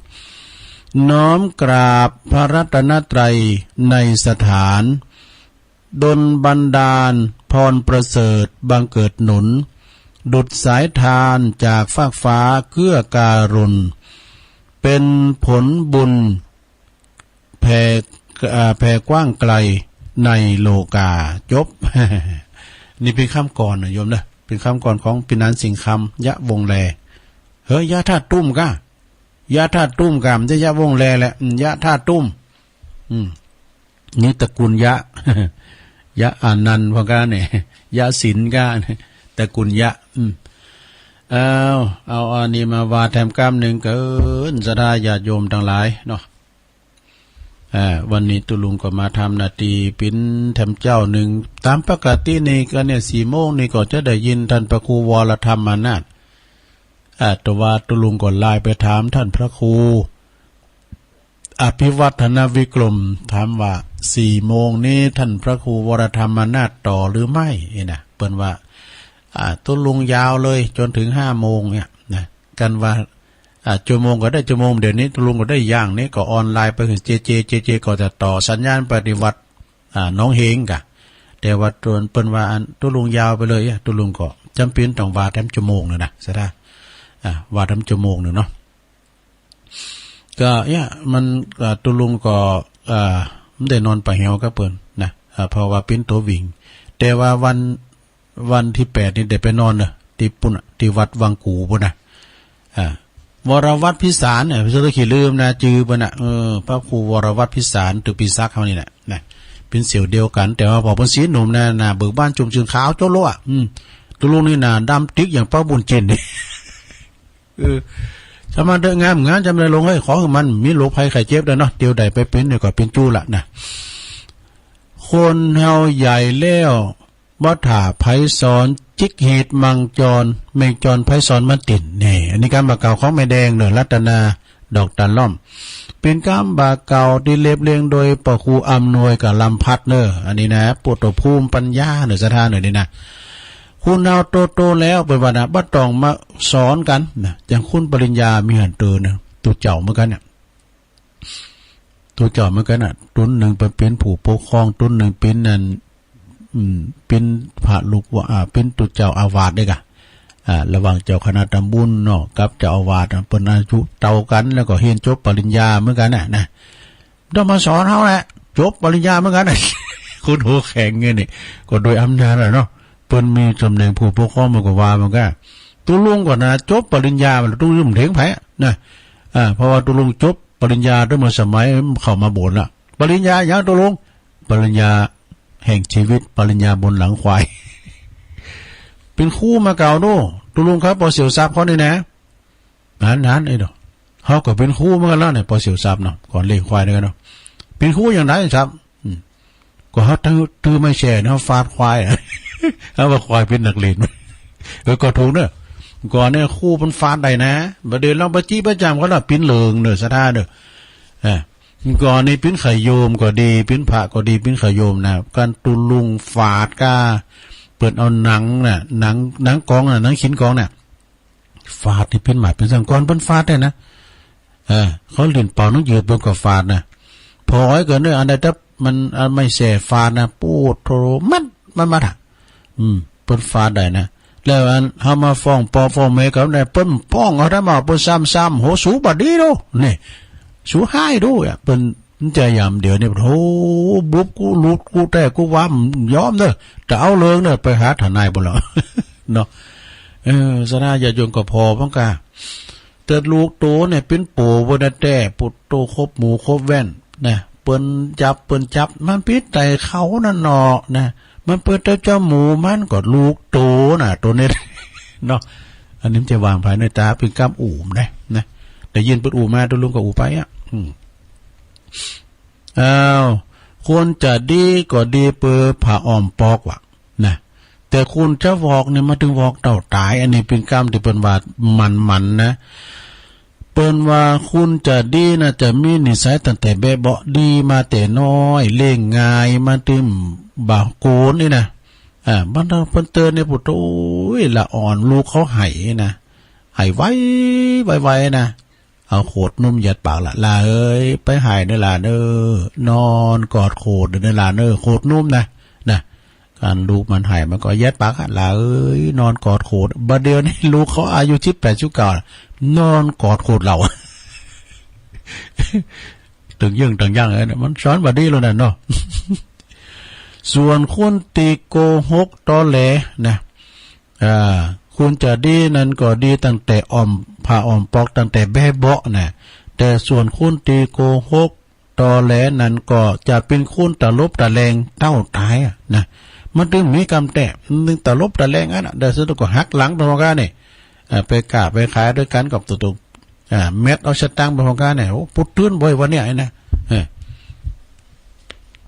คุณเอ็ดคุณเฮานะเนาะสถา เอาทำกรรมหนึ่งเนาะ กรรมมันนิ่มหลังเข่าโต้ไม่ลงเลยกะลงกรรมมันนิ่มหลังนั้นเข่าโต้ปอลงไม่ลงค่อยกะปอออกไม่ออกกะน่ะคุณเท่าปากหวานลูกหลานหักคุณเท่าปากหนักลูกหลานจะมาจังวะ แต่มันจะปอลงไม่ลงเขาเนี่ยเนาะที่อื่นปุ่นเนาะต่างประเทศปุ่นก็คุณตีอูจะหวานนะจันตุลุงวามเจ้ามันคำกรพระเมโดเป็นวามเจ้าอันนี้ก็เป็นว่ากรรมหวานนะแต่ความหวานหูไม่รู้หายเจ้าว่ากรรมแล้วลืมไปแล้วเนี่ยมันอยู่ในโหยนะชัดเจนก็ลืมเหมือนกันนะมันก็ลืมเหมือนกันคุณเท่าปากหวานเนี่ยนะลูกหลานก็หักก็จุ่มก็หักเคารพนับถือนะเชมพงนี่มันปากหวานดูจุ่มเซมจามนี่ฮะน่ะจู่จีจุกจิกเกินไปลูกหลานก็มาสอบทำแล้วสถานเนาะไปจุ่มไปแจงไปเดิดไปด่าใครปิ้นปุ้ยเลงกะ มาแบมอยู่ในดินนอนแต่บ้านเฮานี่มีแจมดีกว่าอันละมันก็ไปหูกระไผได้ลงโอนได้ เนี่ยสถานญาติโยมทั้งหลายหือเปิ้นหักอยากหนักจักหวังกำหือเปิ้นจางกำเดียวก็ได้นี่ว่าเปิ้นว่าโอ้ตุลุงกึ่นเจ้านะวอนใจแต่เตี่ยคำก่อนเจ้าลืมไหมต่อไปใครเปิ้นว่านะสุมาเนี่ยใครขี่ก็มาลุน5 คอนว่ะใครนอนก็มาแลนหาสาบหาศาสตร์หาเสือหาศาสตร์นี่นะเป็นกำไม้เป็นอย่างไรลองฟังก่อนเด้อเมื่อว่าเวลาเฮาปวดต้องอยากจะถ่ายเนี่ยก็แลนไปหาคอนไม้เพื่อจะนางถ่ายวะดูนะการมันนี่ก็เหมือนกับงูแต่ถึงน่ะแข็งมาแลนหาคอนเนาะเมื่อถึงเวลานะจะรับจะนอนก็แลนซอหาพระเสือตีนอนน่ะไปนอนที่ไหนน่ะศาสตร์ก็มีอ่ะนะก็ความหมายนั้นเปิ้นว่าติเต้นคุณดีบ่มีความกระตือรือร้นอย่างสักอย่างนะเหมือนจือกือมีแสดงความคิดเห็นอย่างสักอย่างเหมือนจือกือแล้วก็บ่มีการวางแผนการลงหน้าสักอย่างนี่ปล่อยเวลาให้มันผ่านไปโดยเปล่าประโยชน์ว่ะเมื่อถึงเวลาแล้วเอาละกุลีกุจอกะวีกะวาดแล้วนะเหมือนกับเฮาไปยืมตังค์เปิ้นพวกละเน้อเนี่ยปุถุซอหานี่ซอยืมอันนี้นะเอาไปยืมที่ไหนมาใส่เปิ้นน่ะพวกบ่จะมาตัวเอาล่ะเนี่ยมันย้ำซอหาไว้ก่อนเนาะโดยคุณภาพงานก็ออกมาบางงามอันนี้ก็เลวไปจบไปสราญาโยมทั้งหลายขอบคุณแม่แดงเด้อต่อไปจะประกาศข่าวสารงานบุญก็มีนักมีหลายอยู่สราญาโยมทั้งหลายเอ้ยเนาะประกาศข่าวสารงานบุญก่อนเพราะว่าเหลือวันนี้วันเดียวนะแล้วพวกตุลุงก็ไม่ได้มาจัดแล้วปุ้นวันพฤหัสน่ะบ่นะจะได้เข้ามาสู่รายการทำกรรมหนึ่งก่อนนะก็จัดไปฟังเพลงก่อมูลไปสดาในคณะติตุลุงจัดได้ เปิ้นยังนิมนต์ตุลุงอยู่ก็ปิ้นอันนี้จังโลกธรรม8วันใดวันหนึ่งตุลุงได้เข้าสู่วงการตุลุงก็ไม่ได้จัดนะตุ้นใหม่ก็จะมาจัดแถมมากะ เอาก็มจะหยุดมันถือมันแหละวันนี้เดี๋ยวนี้เฮาได้จัดเฮาก็ดีใจนะเหมือนกับเพลงนะเพลงเนี่ยอย่างที่เพลงเตียนแม่ไพเปิ้นอยู่บ้านขวางไปลืมเพลงเอกเน้อเฮาก็มวนเพลงเฮาคนเดียวนะเพลงหยังตำนานวัดพระธาตุดอยน้อยเนี่ยไอ้หนุ่งอภิญญาเปิ้นไปแอวจอมต้องมาครับท่านพระครูบดิกาประเสริฐปัสสโนโดคุณโยมพันนิพาด้วยพันนิตรานะพรหมมินทร์มาเววัดพระธาตุดอยน้อยแล้วเปิ้นแอวแวดกำเดียวนะซะนะไปตังเจดีย์โขงไปตังพระธาตุแล้วก็แง้นพอหันผึ่งแล้วก็ย่างมื้นเป็นตีแล้วก็เปิ้นถ้าเกิดในใจนะอาจารย์พระครูบดิกาประเสริฐมันขึ้นมาจะแต่งเพลงนะโอ้ท่านตัดแต่เนาะเดี๋ยวเปิ้นจะไปว่าวันหน้าผมจะแต่งเพลงมาให้ท่านเนี่ยปวดโทก็ตำนานนั่นเองกับตี 2 ตี 3เนี่ยเปิดสถานีฟังตุลุงยองก็จับใจเฮาคนเดียวน่ะผลมนเฮามนคนเดียวแต่เอาเปิดได้ก็มนมาน่ะนะปิดอมตะในใจของตุลุงแน่อีโดเอาต่อไปตุลุงก็จะได้อันประกาศข่าวสารงานบุญกันเน้อลงเน้อฟังกันไว้นะปอกกาแม่ขายฟังเด้อจดไว้กะนะก็เดี๋ยวเฮาอันไม่หลงก็เดียวเกมมันเกมประกาศว่าหน่อยอันนี้นโยบายของแม่น้อยกาดนัดนะเกมประกาศไว้เดี๋ยวตุลุงจะบอกเบอร์โทรนะเปิ้นว่าบอกเบอร์โทรที่ไผย้ำได้เบอร์โทรตุลุงนะไอ้ดอกเปิ้นว่านะแม่น้อยว่านะก็เดี๋ยวจะบอกเบอร์โทรเกมประกาศไว้เด้อเดี๋ยวจะบอกกันนะวันที่15ธันวาทางวัดบันเลินทรายทองนี่เปิ้นจะมีงานตาลกุฏิไม้ซักลงทรงไทยกา500,000 ปะ 400,000 ปายกันเด้อโดยท่านครูบาธรรมรังสีครูบาบุญธรรมแล้วก็ท่านสุภฤกษ์สุทธศรีโลครูบาเต้เปิ้นจะต้านวันที่15ตอนเจ้านะแล้วก็ตักบาตรโดย10 โมงก็จะมีการตอดผ้าป่าโดยมีโรงทานมีซอของคณะทวัดเมืองเถินพร้อมทีมงานจันติบจอมต้องผ่องพันแม่แตงเขาเปิ้นมากันหมดนะไปฟังซอเน้อมีโฮงตาลด้วยตอนนั้นมาก็วันที่10พุกมื้อนี่แหละนะก็เปิดจัดตั้งอาคารเรียนที่บ้านผาหมอนเน้อแล้วก็วันที่19ก็จะมีการถวายทานพระธาตุเจดีย์ที่วัดต่อเฮอแม่แจ่มเน้ออันนี้ก็ตระกูลกิ่วแก้วแม่ฟองแม่จันฟองคุณเชิดพงษ์กิ่วแก้วเขาเนี่ยเปิ้นก็จะไปทานวันที่19นะที่วัดต่อเรือแล้วก็วันที่11พุกมื้อนี่เต็มแล้วนะสวดมนต์อิติปิโส108จบแล้วก็พร้อมกันนั้นก็ยกยอดชัดศาลาการประเรียนตัวเน้อที่วัดปากทางเจริญมีพิธีหลายขั้นตอนมีทักษิณนาตัวมีสืบชะตาตัวแล้วก็มียกยอดชัดตัวแล้วก็คำมาก็สวดอิติปิโสมีบอกขอลามด้วยนี่พี่น้องตังเปิ้นจะบอกขอลามมาเนาะไปกินพระตังกันเด้อ11นะ11ธันวานะท่านพระครูอภิวัฒนวิกรมที่วัดปากทางเจริญเด้อแต่สถานที่เป็นกว้างขวางโฮงตานก็มีหลายประกาศไม่ขายก็ไปขายคู่กันเด้อแล้วก็ในวันที่31ธันวาถึง1 มกราก็เปิ้นคือว่าต่อใต้ส่งใต้ปีเก่าตอนรับขวัญวันปีใหม่นะก็เปิ้นจะมีงานส่งน้ำพระธาตุเจดีย์ศรีดงหลวงที่วัดดงหลวงเด้อพระครูสุตตกัลยาณกิจนะแล้วก็มีวัดนองโยงโดยนองโยงก็มีพร้อมเดียวกันนะเปิ้นว่าไหวสาพระเจ้าทันใจด้วยพระครูเมธานันทกิจด็อกเตอร์นะเจ้าวัดหนองโยงนะแล้วก็ในวันที่ละเปิ้นเกินรวมทำบุญปิดทองแล้วก็ตัดไว้ลูกนิมิตสมโพธิปล่อยหลงอุโบสถวิหารกุฏิแล้วก็เสนาสนะที่วัดดุงเนินวัดบ้านดุงเนินตำบลวังผางอำเภอเวียงหนองล่องในระหว่างวันที่15ถึง19เดือนมกราเนอะเริ่มวันที่1นั้นเปิ้นก็จะเปิ้นเปิดโอกาสปิดทองกันได้ละนะพระครูกันตสุตานุกิจอาจารย์มหาเสนอฝากประกาศมาเนอะแล้วก็เริ่มละตั้งแต่เจ้านี้นะตั้งแต่วันที่5ถึง10ก็งานเข้ากรรมที่วัดใหม่วัดอันร่องช้างพญาวันนะ เปิ้นเข้ากำกันด้วยเนอะหาวันหาคืนแล้ววันที่11เปิ้นตัดไว้ลูกนิมิตด้วยนะอุโบสถที่วัดล่องช้างพญาวันตำบลตาตุมอำเภอป่าซางท่านพระครูสังฆลักษณ์ตินภพเขมาภิรัตโตตุปิเก่งนะเปิ้นฝากประกาศมาวันที่19/21นะเปิ้นจะปล่อยหลวงกุฏิที่วัดอินทขินเนอะตำบลป่าซางอำเภอป่าซางเนอะวัดนั้นเปิ้นก็มี2จั่นกันเนอะกุฏิเปิ้นนะก็ไปรวมทำบุญกินต้านด้วยกันในวันที่ธันวาก็บ่ได้ลืมเนอะเปิ้นจะหล่อพระเจ้าตันใจที่วัดยางครามตำบลยางครามอำเภอดอยหล่อเฮาเนี่ยนะท่านพระอธิการจิรเดชอนาลโสปกำนันเย็นแสงตาล่าเขาน่ะธันวาเนอะอันนี้ก็ท่านพระครูวรธรรมน่าจะไปเทศธรรมด้วยในวันที่วันที่14ถึง20ธันวาก็มีงานเข้ากรรมที่ขวงแก้วอารามทั้ง3วัดโพธิมงคลอำเภอพระเนออำเภอบ้านโฮ่งพระครูโพธิพัทราวุฒินะเปิ้นเฉลิมน่ะ14ถึง20ธันวาเนอะแล้วก็8ถึง13พุ่งหื้อแล้วนะ8ถึง13ธันวาก็เข้ากรรมที่ขวงแก้วอารามทั้ง3วัดวังกูตำบลน้ำดิบอำเภอป่าซางเนอะ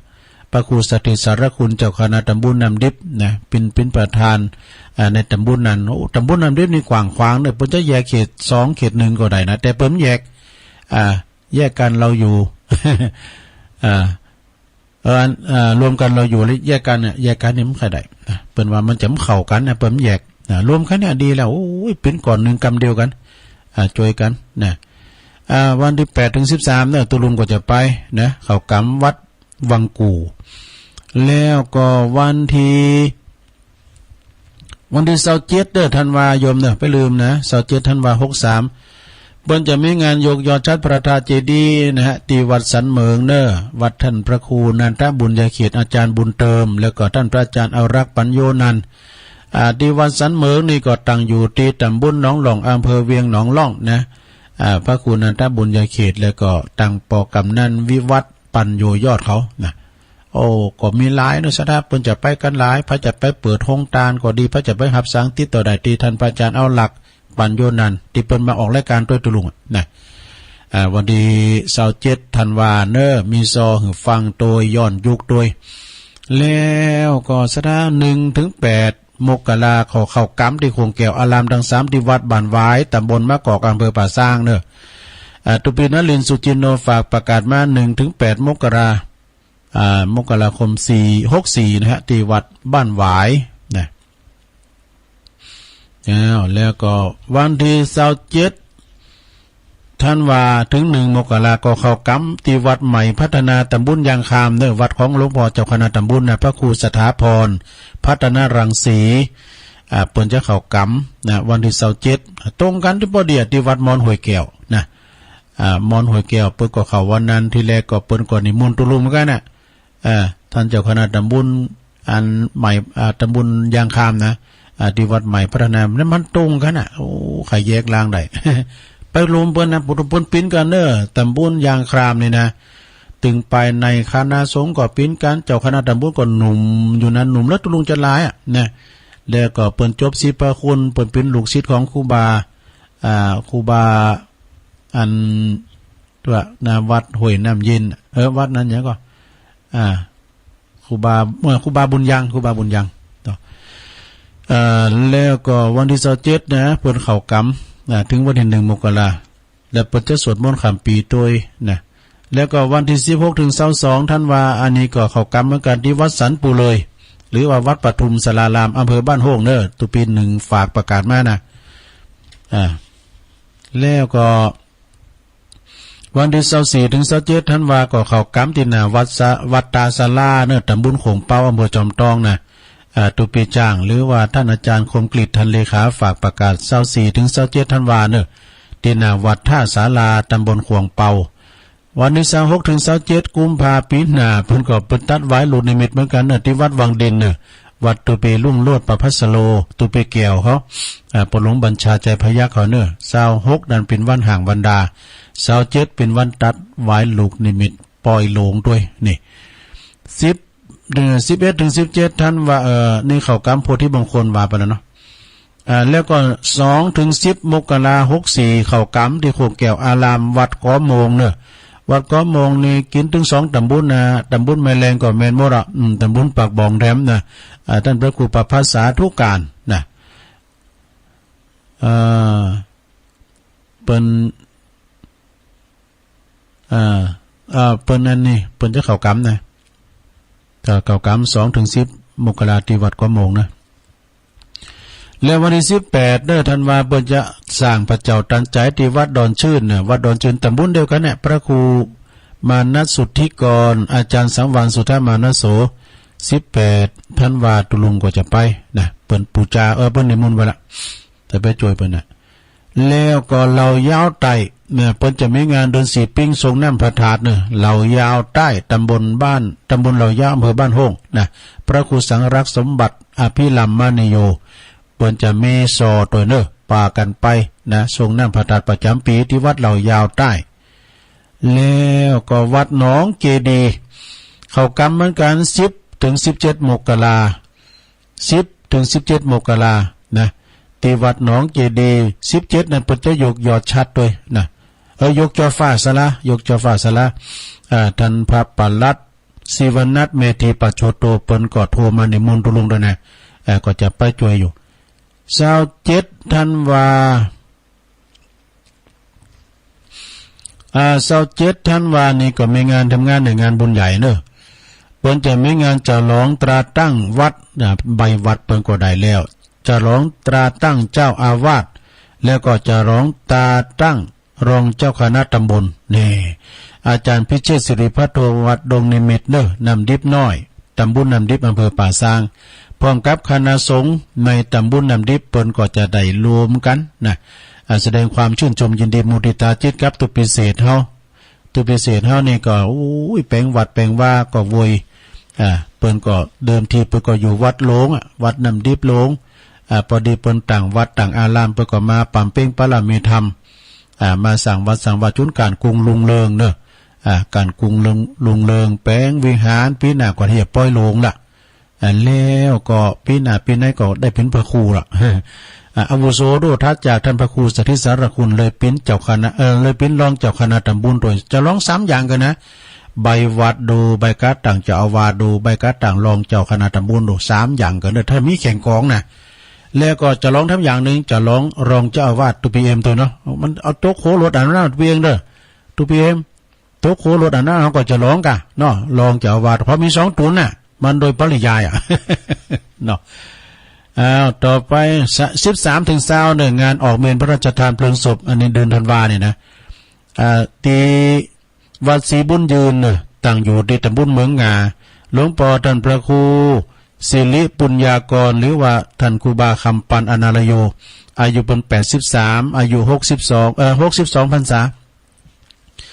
เปิ้นจะออกเป็นพระราชทานคืนอาราธนาศพคืนสู่พระศาสตร์เม่นใหม่นกฮัสดิลิงวันที่13เนี่ยแล้ววันที่20เป็นวันพระราชทานเพลิงศพนะ20ธันวาจับวันเกิดตุลุงบ่เดียเปิ้นเลิกตั้งบ่เดียได้วัดศรีบุญยืนเด้อศรีบุญยืนนะตุลุงก็เคยไปไหว้ไปขอสุมาเปิ้นไปคารวะเปิ้นนะครูบาแล้วก็27ธันวาเหมือนกันนะฮะ27ธันวาเปิ้นจะร้องอายุวัฒนมงคลสืบชะตาหลวงเหมือนกับตันครูบาตุนพระครูวิธานวรการอายุ82ปีพร้อมกันนั้นจะร้องตราตั้งเจ้าอาวาสโดยที่วัดบันเหลาพระเจ้าตะเคียวเนอะ27ธันวาเนอะต่อจากหันนั้นก็มีวันที่15 ถึง 20เหมือนกันเนอะธันวาก็ตั้งวัดชัยชนะหรือว่าวัดพวงสนุกหมู่2ตำบลประตูป่าอำเภอเมืองจังหวัดลำพูนเปิ้นจัดการมีขันเข้ากำเนอะเข้ากำ15 ถึง 20ธันวานะสาธุเจ้า20ตุน20ตูบด้วยกันเนอะเปิ้นจะสั่งศาลาบาทนะหรือศาลาเก่าสั่งศาลาใหม่นะจอมยุทธ2แผ่นดินฝากประกาศมาเนอะแล้วก็27ธันวาถึง3 มกราคมเปิ้นจะมีงานประชุมเพลิงศพตุลุงใจหรือว่าหลวงพ่อเมตตาหลวงพ่อเมตตานี่ก็เปิ้นอยู่ที่วัดป่าเหวตำบลบ้านขออำเภอเมืองปานจังหวัดลำปางเนอะวัดทุ่งบอนนี่กันเนาะอันนี้ก็ตั้งท่านเจ้าคณะตำบลประมาณ นิมนต์หลวงพ่อเพราะว่าหลวงพ่อวัดประทาดน้อยนี่เป็นอุปชาแล้วก็ตุลุงใจนี่เป็นคุณบ้านเฮาเนี่ยลูกหลานเพิ่นมีนะ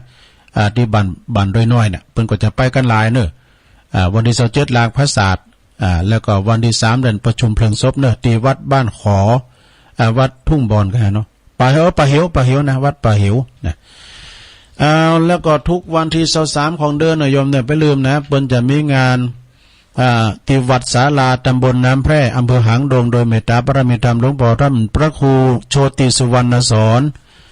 ท่านเจ้าอาวาสวัดศาลาตำบลน้ำแพร่พร้อมกับคณะศรัทธาเพิ่นจะมีงานทำบุญอุทิศกลปนาผลอุทิศบุญกุศลทักษิณาให้กับครูบาอินตาเนอกัตตปุญโยพิพิธปุญญาภิรัตน์วันที่23ธันวานี่ก็ 23ธันวาก็ไปฟังพระธรรมเทศนาจากครูบาเจ้าวัดสันทรายเนอะแล้วก็มีแม่จันสมสุขแสนสุขเป็นเจ้าภาพเจ้าภาพการเทศแล้วก็23มกราคมก็องค์เทศก็ท่านใบดีกาสิริพงษ์มังคลยาโนวัดเทพประสิทธิ์ตนเฮิดเนอะแล้วก็ท่านเจ้าภาพการเทศก็ในประเวศปัญญาแก้วนะ23กุมภาพันธ์ก็องค์เทศก็ท่านพระครูอาสวะปรีชาเจ้าคณะตำบลบันปงวัดบันปงเป็นองค์เทศแล้วก็เจ้าภาพก็ปีนั้นเจริญฝนขาวปอาจารย์ปีนั้นจากวัดสลาเฮาเนี่ยนะเป็นเจ้าภาพเนาะ แล้วก็23หมู่นั้นก็กันเดียวกันว่ากันไกลอยู่ เอาละเนอะสดาญาโยมจบข่าวบริการเนอะจบข่าวก็ขอขอบคุณเนอะครูบาอาจารย์ที่เพิ่นฝากประกาศมานะวันนี้ก็ด้านเจ้านี่ก็ข่าวไปแล้วเนอะพิธียกยอดชัดนะยกยอดชัดที่เนื้อวิหารแก้วฉัพพนรังสีสำนักสงฆ์ห้วยพระเจ้านะนี่ก็แม่บัวผินสุนทรเวชเมืองศาสตร์แม่เลี้ยงเพิ่นฝากประกาศมานะแล้วก็วันนี้คืนศพลุงเม้งด้วยนะที่ช้างข้าวน้อยนะจิตอาสาต่อไปเปิดสายแล้วเนอะสดาเนี่ยเจริญปอนเจ้าไว้ตาเจ้าแม่น้อยว่าไปเลยวันนี้ต่อคุณปอเนาะเจ้าเนาะคุณปอเมเกวางไพศาลบอกมีอย่างฟ้านมาเทียบเปรียบใจควรจะบูชาไว้ตากับไว้เอาใจไปเงาปอเมของตัวยิ่งกว่าพระเจ้าเป็นศิษย์เจ้าองค์วัดขออยากได้เป็นลูกศิษย์ลูกจักที่ว่าสัตว์เจ้ามาดลคุณปอเมนั่นฮ้อนแดดหนาวฝนยังปกปุกบนลูกหลานตัวนาพอเมของเฮาบุญคุณเกี่ยวกาบ่มียังมาผิดสัตว์บุญกินบุญทานตีทำในวัดยังบ่เกี่ยวใจคุ้มครองคุณปอเมนั่นบ่มีเข็มสองเอามาเพียบต้องมื้นปอเมใดข้าเจ้าคิดตัวเฮายังบ่ไหวไปลงอะไรเปิ้นป้องยามเจ้านิ้วห้อยเขาบ่ตกต้องจักกึดเฮาทองกานาอันปอเมนั่นการยังหงหาอย่านี้ไฟหน้าไปเฝ้าดูจำยองวรรณกรรมนะเจ้าตะกี้ตุลุงวาน่ะแดงเสียงหือนะเจ้าจำยองวรรณกรรมกำว่าเสียงหือนะเจ้าภาษาไทยแปลว่าปลิ่งปลังนะเจ้าน่ะแดงเสียงหือคนน่ะปลิ่งปลังนะเจ้าจ้าไว้สาธุน่ะแดงแสงหือมันดังกอยไปนะได้ลิงบันดูน้องเบลครับไว้สาครับเจริญปอนตั้งแต่เจ้าแล้วนะครับผมเดี๋ยวเตรียมตัวจะไปกาดนะครับเป็นกำลังใจให้ทุกลุงใส่เข้าดังนะครับผมขอบคุณหลายๆน้องเบลเนอะครับไว้สาทุกลุงนะครับสาธุอันนี้น้องเบลลิงแล้วเจริญปอนลิงแล้วไม่สาเจ้าทุลุงแม่แดงเนาะเจ้าแม่แดงวันนี้ได้12เตือก4 โลแม่แดงเจ้าฟังอยู่เน่รัตนาดอกตะล่อมเจ้าเดี๋ยวจะไปกาดไปกาดได้เจ้าขอบคุณแม่แดงเด้อ ไปตาเจ้าเพิ่นไปขายข้าวสุกว่ะขายข้าวสุกขายจีนทอดเด้อกะเจริญปอน ไปตาเจ้าโอ้อยู่ตั้งใดแม่เจ้าแม่กัญญาหมดปิงสังเจ้าแม่กัญญาอ่ะเจ้าแม่กัญญาดูมอนปิ่นเนาะฟังเจ้าได้โทรหาตัวลุงมันโทรตะกี้เจ้านักกะมาสันเดือนมันก่อสายก็มันถึงติดวันนึงเนาะเจ้าแต่วันนี้ซาตู้ขอตีเข็มเตอร์อีเนาะแต่กะบุญถึงดอกบุญถึงได้ฟังตั้งแต่เจ้าแล้วนะเจ้าดีกะไปพากับตัวลุงโอ้ตื่นเจ้าลูเนาะเจ้าขอบคุณแม่กัญญาหลายๆเด้อโอ้สาธุเปิ้นได้โทรโอ้ขอบคุณเปิ้นโทรมาติดเปิ้นก็ดีใจแล้วใจเปิ้นเนาะสาธุเจริญปอนให้ค่ะเจ้าตัวลุงวันนี้มวยแตนค่ะเจ้าก็แตนเปิ้นแม่แตนเปิ้นมันพุกว่าพักปกติเสียงว่ามีนะตัวลุงน่ะฮะเสียงว่ามีเสียงไผมีเสียงตัวลุงมีอ่ะมันมีกำแล้วเนี่ยบดีค่ะยังไงน่ะแม่อยู่ไหนน่ะแม่ขึ้นบดีค่ะแม่หยังอันเนี้ยแม่สีค่ะเจ้าแม่สีเจ้าเนี่ยโทรมามั้ยจ๊ะกะเจ้าแต่ก่อนน่ะเนาะแม่สีฟังมันมีเสียงมันมีคลื่นนะจ๊ะแม่สีมันได้ยินนะมันได้ยินจ้ะแม่สีอยู่สระปีอ่ะเนาะตุนพึ่งสระปีจ้ะก็เดี๋ยวฟังไลฟ์เสียงบอกกันเด้อแม่สีเด้อแล้วแม่สีไลฟ์มันเต็ดกันจะได้จ้ะมันมีเจ้าได้ยินเสียงเลยจ้ะก่อนแดนดินถิ่นละนาก็ไม่ได้อ่ะนี่ก็อยู่สันปะตองเนาะแล้วก็สระปีก็ต้องฟังปุ่นอ่ะกะน่านฟ้าก็ได้อยู่ก้าหรือว่าสถานีฝายหินน่ะต้องไล่ผมกั้มหมดเด้อไล่ไปไล่มาผมได้มาซีเด้อเจ้าอันนี้มัน104นะเจ้า104ก็แดง104ก็ฝายหินกะมันจะดักไปกับเจ้าได้ยินอยู่วะได้ฟังไลฟ์เสียงเหมือนกันนะลูกแม่เนาะลองฟังพอไลฟ์เสียงพอก่อนสาธุเนอะแม่สีเนอะเจ้าสาธุเจ้าแม่สีปัญโยบันต้นพึ่งสระปีเจริญปอนเจ้าแกไว้แก่เจ้าทุลุงแม่สุเกียวศิลปพรเนอะได้ไหว้พระรับปอนโดยทุลุงฟังธรรมจากทุลุงจากเจ้าแล้วนะเจ้าจัดฟังตลอดเด้อเจ้าเป็นกำลังใจทุลุงเด้อยินดีแม่ตั้งนักหลายๆเนอะเจ้ากลับไว้ซะกลับตู้เลยเจ้าเนอะแทนเป็นน้องศรีลาพรดงอันสิติเนาะ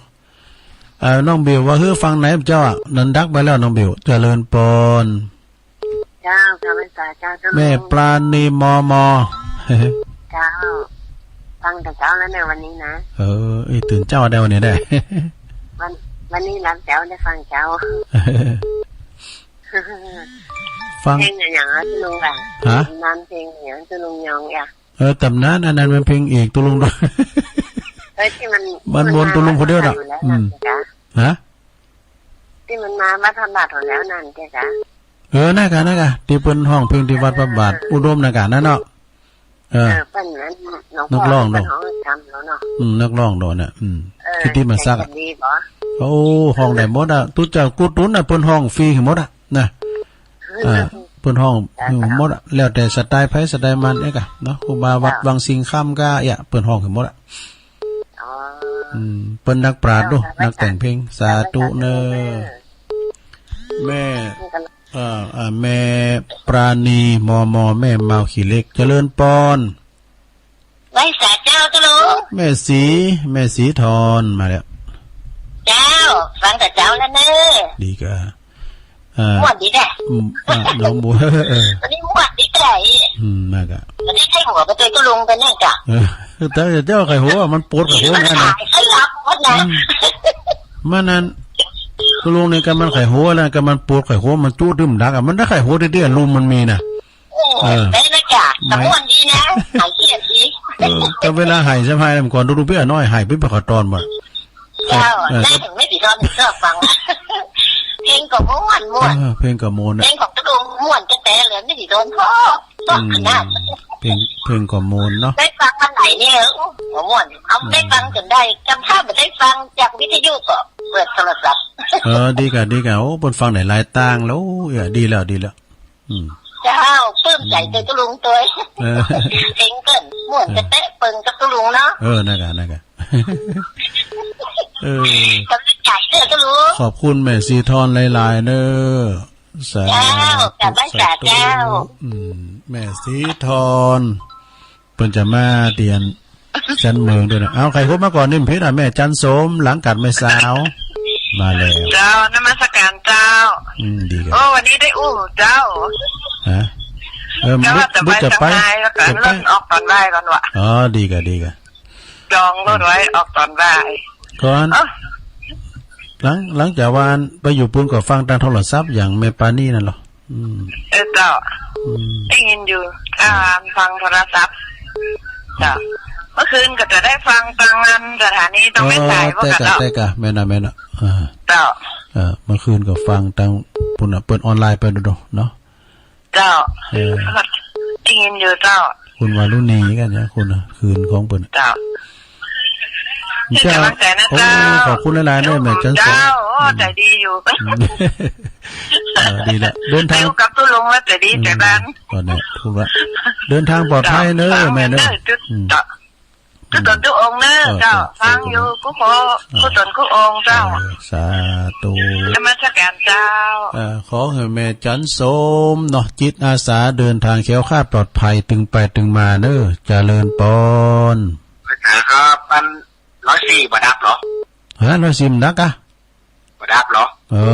อันนี้หมดประจับครับอันแม่ซีมจะดับด้วยไหลหาถ้ามันดับผมจะโทรบอกทุกลุงนั่นกะมันจะได้อยู่ในน้องเบลปะหูดูไหลแต่เนี่ยไหลแต่กาโอเคเด้อทุกลุงขอบคุณน้องเบลด้วยโอ้นักข่าวแต่อันนี้นะเจริญปอนครับนมัสการหลวงพ่อรายการเสียงดังหลวงพ่อมานิดเนาะนั่นไหวสาลุงอันจึงไม่ได้สป้าเนาะของทุลุงขอนี่นะเนาะครับนักฟังเพลงนักแต่งเพลงนักร้องนักจ้อยนักซ้อแม่นแต่หวังจะโดดแกล้งอย่างน้อยๆตะกี้เนอะอย่างทุลุงเนอะจะไปด่าน้อยๆเนอะได้ไอโดนัทน่ะมันกลายเป็นอย่างไอโดนัทมาทำไมทำมาเลี้ยงนะไอไปด่าพระน้อยเจือเนอะเขาแล้วอย่างมาหัวลูกหัวสุนัขขาตุลุงยองมาเมียกระโดดใส่เนาะวันนี้ทุกอย่างกำยองวรรณกรรมก็มีเนาะถ้าญาติโยมทั้งหลายได้ฟังลุงก็มีความสุขแล้วผมฟังไว้นะเนาะถ้าโทรแบบติดแม่ของผมต้องฟังเจือมาทานน้อยใจเจือมันถึงติดท่านอาจารย์นี่โคนลูกแล้วจะไปว่าอันตรงข้อมานิดสัมปทานแค่คนเดียวมันอัตโนมัติโดยเพราะใจมันตรงปฏิวัติพระธาตุโดยน้อยหมดแล้วอ่ะคดีก็ติดอ่ะฟังอะไรเขาก็ฟังไปอ่ะเจ้าลุงครับที่สองปลายแล้วเขาหาลุงเรียนดูลุงอ่ะฟังเพลงไปฟังก็ให้ลูกอ่ะยังเดิมใจเนี่ยแล้วลูกมาทำหนาวกับวัดวันนี้สิหนาวหลวงพ่อสิเป็นวัดนะบ่ได้ให้หนาวแต่ก็เอาออกมาเดี๋ยวนี้แค่น้อยคุณอาทิตย์บนถวายอันนั้นถวายเครื่องทำน้ำอุ่นไม่เอาพันไข่หัวใจอ่ะโอ้ได้มันก็แบบใจเอาตักหน้าไปตากแดดท่านอย่างแล้วพันนี่เนาะตักหน้าไปตากแดดนั่นน่ะพลังแสงอาทิตย์นะคุณอาทิตย์นึงเอาเลยเนาะก่อนก็นิวเขาไปห้องน้ำก่อนลุงมันหนาวเนาะก่อนนี่อันแต่ก็เอาตากน้ำเนาะก่อนลุงเอาตากแดดหรอก่อนนี่ก็อันตากน้ำเนาะอาบน้ำเดี๋ยวนี้แค่เอาผมไปถุงอันเครื่องทำน้ำพ่อนี่นะมันผิวมันแตกมันแห้วลุงเขาหน้าธรรมชาตินี่ก็ดีแล้วเนาะธรรมชาติมันดีทุกอย่างอ่ะถ้าเอาเกินลงไปมันก็เกินธรรมชาติมันนะตัวลุงเนาะครับแม่นะสาธุสาธุลุงอยู่เนอะแล้วอาจารย์นิมนต์เนอะไอ้ที่จ้อยๆก็สอนได้ก็ฟังกับลูกมาช่วยตัวลุงยอมเลยนะวันนี้นะสาธุใส่พินเขาเนี่ยเนาะขอบคุณหลวงพ่อมันนิดเนอร์นะแม่ใส่พินบันเดียวกันตัวลุงใจอ่ะเจริญปนไปจัดแท้ตัวลุงโอ้แม่เพนนะว่าไปเลยโหลดับไฟอ่ะ บ่ดับโดก็ว่าไปแล้วได้ยินนะ นะ เนี่ยดับไปแต่กับกำนี้ดับแต่เนี่ยตุ้มเยอะๆอย่างมันดูมาใหม่ไม่เพ่นดับไปแต่กับกำรุนเนี่ยมาใหม่เด้อเจริญปอน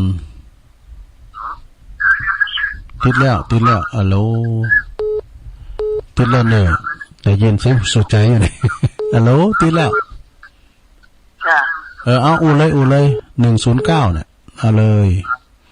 แม่อยู่ไหนโหลติดแล้วนะฟังตีหูอ่ะกะฟังตีหูฟังก็ฟังตีหูแปลว่าฟังตีหูดังไปกะเจ้าติดแล้วแม่อยู่ไหนน่ะไปกะเจ้าติดแล้วลงโอนกะลงโอนนะไปแล้วก็ยิ้มนั่นโกยหันติดแล้วดูลงโอนติดแล้วได้ยินแล้วน่ะกะแม่อ้วนฟังแล้วมาอู้ลูกนะเกลนะทุกคนพวกพี่เกกับพวกไม่ใส่เจ้าอ่ะนี่เรื่องชัดเจนนี่เจ้าชัดเจนนี่ชัดเจนดีมันดับลูกดับนะดับเลยยืนอยู่ไม่ก็ฟังนั่นน่ะดับไหลให้มันซัดๆกันดับไม่ซีฟังดีๆเนอะไหลมันเต็ดๆเนอะไม่ซีเนอะเจ้าว่าสาเจ้าลงโอนเนอะสาธุลงโอนเจริญปอนเจ้าไว้สาเจ้ารอบ2นะเจ้าแม่น้อยรอบ2เนาะลุงบอกว่าจะบอกเบิ่งดีบอกโอ้แต่เอี้ยเนี่ยคุณเฒ่าเก็บปากกาไว้เด้อนั่นนโยบายแม่น้อย9นั่นฟังเด้อ9 5 5 6 5 0 6อ้ำลอมแม่อ้ำลอม0 8 9 9 5 5 6 5 0 6เจ้ามันมีวิธีนะเจ้าน้องบอกวิธีที่ว่ากดได้เร็วนะเจ้าคือเราอ่อนเขาตั้งนะเจ้าตุลุงยองเล็กเป็ดเล็กเดียวกดเล็กเป็ดเล็กเดียวเขาบอกว่า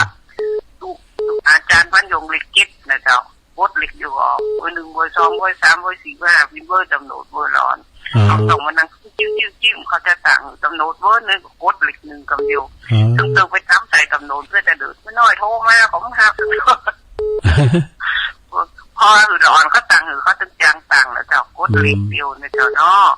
เจ้าเอาไว้ลูกน้อยนะเจ้าไว้ซาเจ้าขอบคุณแม่น้อยเนอะเปิดมาบอกเบอร์ตุลุงก็ลืมแบบจ้ะลุงพอมันนี่ระบบวนว่ะระบบน้ำวนเจริญปอนไปซาเจ้าตุลุงโอ้แม่ฟองปงดอนนี่แต่การแต่งานจะตาดีหม่อนมนแน่เนาะตัวการหันมีงานหันมีมันมนนะนี่ตุลุงบางทีนี่นั่นนี่เกี่ยวไปนี่ดีแกแจ้โฮมฟังอีกเหรอเขาก็สาธุก็ได้บุญแล้วไหมเนาะหมดนะแม่ก็ดึงดันดุนมาแพ้ปักตั้งเจริญไปดูดึงหันกันแล้วดูแม่เนอในนี้วัดไข่ไปกันจริงๆจ้ะฝากห้อมตุลุงมาแฮมวัดนั้นวันนั้นก็ตามแต่เจตนาไปหมดแล้วเนาะกฐินไปเนี่ยเจ้าอันวัดนั้นว่าฝากอาจารย์อันหลักนี่มานี่มาอีกในห้องนี่ฝากมันทำบุญนี่นะคิดว่าจะไปกันมันมีเวลาไปได้หมดเนาะดิซิเบตก็ถ้าฟังการถ่ายทอดกันเนาะคณะจากไฟหินเปิดถ่ายทอดทั้งภาพและเสียงนะจ้ะมันได้ยินอยู่พระอาจารย์เอาละเขาก็ได้ถ่ายทอดเหมือนกันนะถ่ายทอดในวัดกันจ้ะยินดีแม่ฟองเด้อสาธุแม่ฟองแม่ฟองปงดอนเจโหมลำปางเจริญปอนภาษาแก้วตะลุงแม่พิมพ์มาแล้วมาแล้วเจ้าพิมพ์ป่าแดดตอนใจฟังเจ้าฟังเพลงด้วยเจ้าโอ้ฟังเพลงโมนนะเนาะเจ้าวันนี้ไม่ได้ขอไม่เป็นอย่างตอนไหนก็ขอมาได้อันเพลงเก่านี่แต่ว่าเพลงลมมาในลมสมัยเดี๋ยวเปิดเดือนนะแม่ซีไปก็ขอฟังเพลงหัวใจถวายวัดว่ะตัวลุงก็ว่ามันเป็นเพลงลมสมัยว่าเพลงเก่าๆเพลงเอาใดกัน แล้วก็ไอ้พ่นใช่ป่ะลุงขอฟังเพลงคนน่าปะเป้งเลยเปิดถึงแล้วเหรอคนนั้นกลางวันอ่ะเจ้าขอบคุณแม่พินหลายๆเนอะเจ้าไว้สาเจ้าพินนี่เป็นปีของแม่โนนนะแม่โนนป่าแดดเหมือนกันนะแม่โนนเปิดก็ฟังเจริญปอนเจ้าพ่อผมยออยู่ตั้งไหนเนี่ยแม่ยอมเล่นบ่หันทุกอย่างแล้วโอ้ก็ว่ามาเลยก็อันนี้แม่โบคำด้วยโบคำตาจางฟังตัดเองเด้อน้องฟังใครไหนพวกก็จะเจ้าอ่ะเด้อดีแกตาจางหนองร่องเนาะเจ้าให้กำลังใจกันเนอะขอบคุณแม่โบคำเนอะเจ้าขอบคุณเจ้าโอ้เวลาตกลงยังหลายอยู่เนอะชะท่ากันหาโมงก็เดี๋ยวผู้ช่วยมาหาป่ะนี้วันนี้ออกกรรมแล้วเดี๋ยวกินเขาล้ำเดี๋ยวกินเขาไปเฮลล้ำดีหรอเจริญปอนวันสามกูโอ้ปอบุญมีมาแล้วปอบุญมีเมืองกลางหนาวลงว่ามันอ่ะแต่กามเจ้าลืมข่าวไปห่อวัดอาจารย์สมหวัง3/27ท่านว่าถึง1 มกราเนอที่วัดอันดงวัดอันมอนห้วยแก้วเนอะมอนหัวเกี่ยวเนี่ยเพราะอันที่อยู่เนี่ยวัดอาจารย์สมหวังพระเจ้ายกยอดชัดด้วยบริษัทเก่านะด้วยสีปิ้งบริหารที่วัดมอนหัวเกี่ยววัดอาจารย์สมหวังนะเจ้าลืมประกาศไปตุ๊กพระเจ้าละพระบุญมีตื่นเจ้าละกะเป็นเจ้าโอ้ดีกันฟังลงอีกแล้วโอ้ฟังเพลงก่อนโมนะได้มันติดโทรก็ยากติดหลุดแต่ติดแล้วเหรอติดแล้วรายงานโตแล้วขอบคุณปอบุญมีกับปิ้นนั่นศิลปินเหมือนกันนะการฝีมือการฝีปากได้หมดอ่ะห้องเพลงก่อมนเจริญปอนกราบไหว้เจ้าแม่โนนนะแม่สมพัฒน์แม่สมพัฒน์แม่สมพัฒน์แม่ใหญ่สมใจแม่ใหญ่ฟังเจ้าแล้วบ่แม่สมพัฒน์เจ้าฟังแต่เจ้าแล้วต้องมาตี2ฝ่ายแล้วฟังเพลงเป็นติดบอกเองว่ะอันทำมันตุ้ยกับโมนดีเนาะเจ้าทำกับโมนโอ้ทำตุ้ยนี่สุดยอดแต่ที่จังเลยเจ้าทำตุ้ยนี่เจ้าบวง3อย่างไงเนาะบวง3อย่างงานบุญกันหนักเนาะงานบุญก่อนหลายเขากำปีนี้หนักนะปีเนี่ยนี่มีการมรสีเนี่ยเปิ้นยกเปิ้นโซ่ไว้ก่อนปีหน้ามีเหมือนเดิมปีนี้ก็เว้นวรรคมรสีในปริวาส10 วัน 10 คืนเนาะปีนั้นเหลื่อมสูงขึ้นหมดอ่ะอันสตางค์ที่เปิ้นมาเป็นเจ้าภาพน่ะปุ4 แสนไง4 แสนไปเนาะ10 วัน 10 คืนน่ะวัน 30,000 น่ะ 30,000 บาทนี่นะตกวัน 30,000 น่ะเป็น3-4 แสนว่าสูงขึ้นเจ้าภาพหมดอ่ะปีหน้าก็ว่ากันนี่กำลังใจขอบคุณแม่สมภัทรเนอะเจ้าขอบคุณสาธุก็มามนกันที่วัดปากตางกิโลนี่11เนอะสถาเจริญปอนนมัสการยายพรมาแล้วล่องวัวแดงสังกัดแป้งเชียงใหม่ยายพรลุงเจ้าละกะโอ้ยเจ้าฟังเพลงแกหน่อยเนาะอันนี้เพลงหยังแน่หรือพี่จ๋าถ้าเพลงมันเก่าเพลงเก่าโมนนะเนาะยายพรเนาะคุณแม่ยายพรหูจักเพลงอันนี้เหรอคุณหมอคะคุณหมอค่ะหนูไม่ยอมมาหรอแล้วก็เพลงนี้แหละย่าเปิด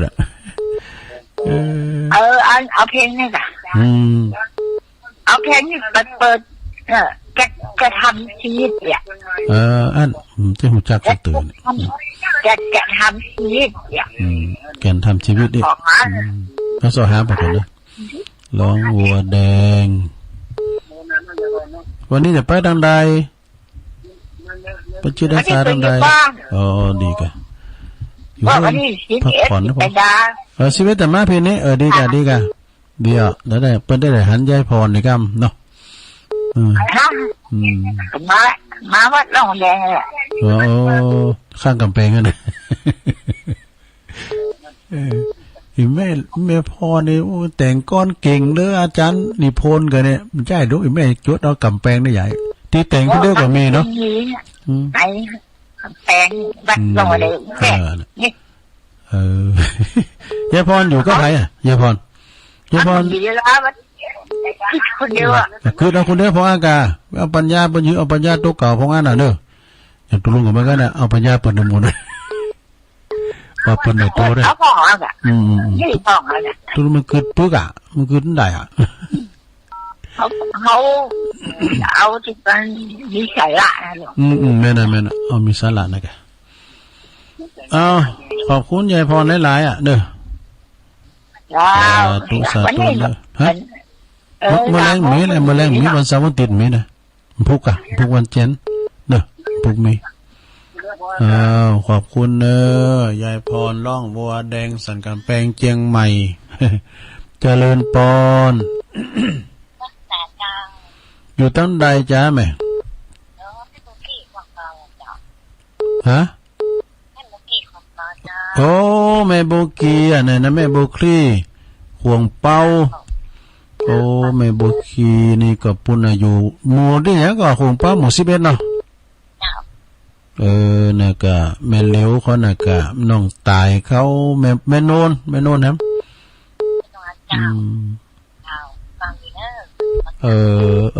เดี๋ยวโอ้อีกะโทรมาพองกาจะได้รายงานตัวเนาะแม่เหลวห้ำโทรมันจะเตะน้องตายเขาเนี่ยบอกแม่โนนโทรมาบ้างเด้อยินดีเด้อแม่บุคลีเนาะสาธุโทรศัพท์แม่นี่มันดังเบาหน่อยนะเจริญปอนกับนมัสการเจ้าแม่อยู่ไหนน่ะเสียงป้อยดิหรอแม่อินทนินสิทธิ์นี่อยู่เมืองฝางเนี่ยเจ้าอินทนินโอ้โหมันสายมันซ้อนกันนะแต่มัน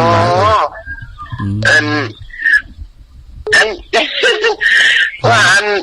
ฟังธรรมกับม่วนดีอยู่อุ้ยนะจ๊ะนั่นก้าวเดียวจากการมาสการนิมนต์ท่านอาจารย์เอาลักมาเห็นกันเนื้อท่านมาร่วมกับท่านนะวันนั้นโอ้ฟังธรรมม่วนไหนก่อนเข็มเอานะหัวปฏิบัติเจ้ามีท่านร้ายอยู่มีในปุ่มกำลังใจนะเจ้าขอบคุณแม่อินทนินเข้าจะใส่บาตรอยู่โอ้ดีละสาธุอยู่ไม่สุดน้อยนะเจ้าแม่สุนแต่น้ำมันสารนะเจ้าท่านกำลังใจนะเจ้าสาธุสาธุเจ้าแม่อินทนินแม่สุนน้อยจากฝางเสียงดังฟังชัดดีเจริญปอนโอ้สายวางแล้วนะสายวางละเจริญปอนไว้สาเจ้าตุลงอยู่ตั้งแต่ยาไหมบ้านหงวัวเจ้า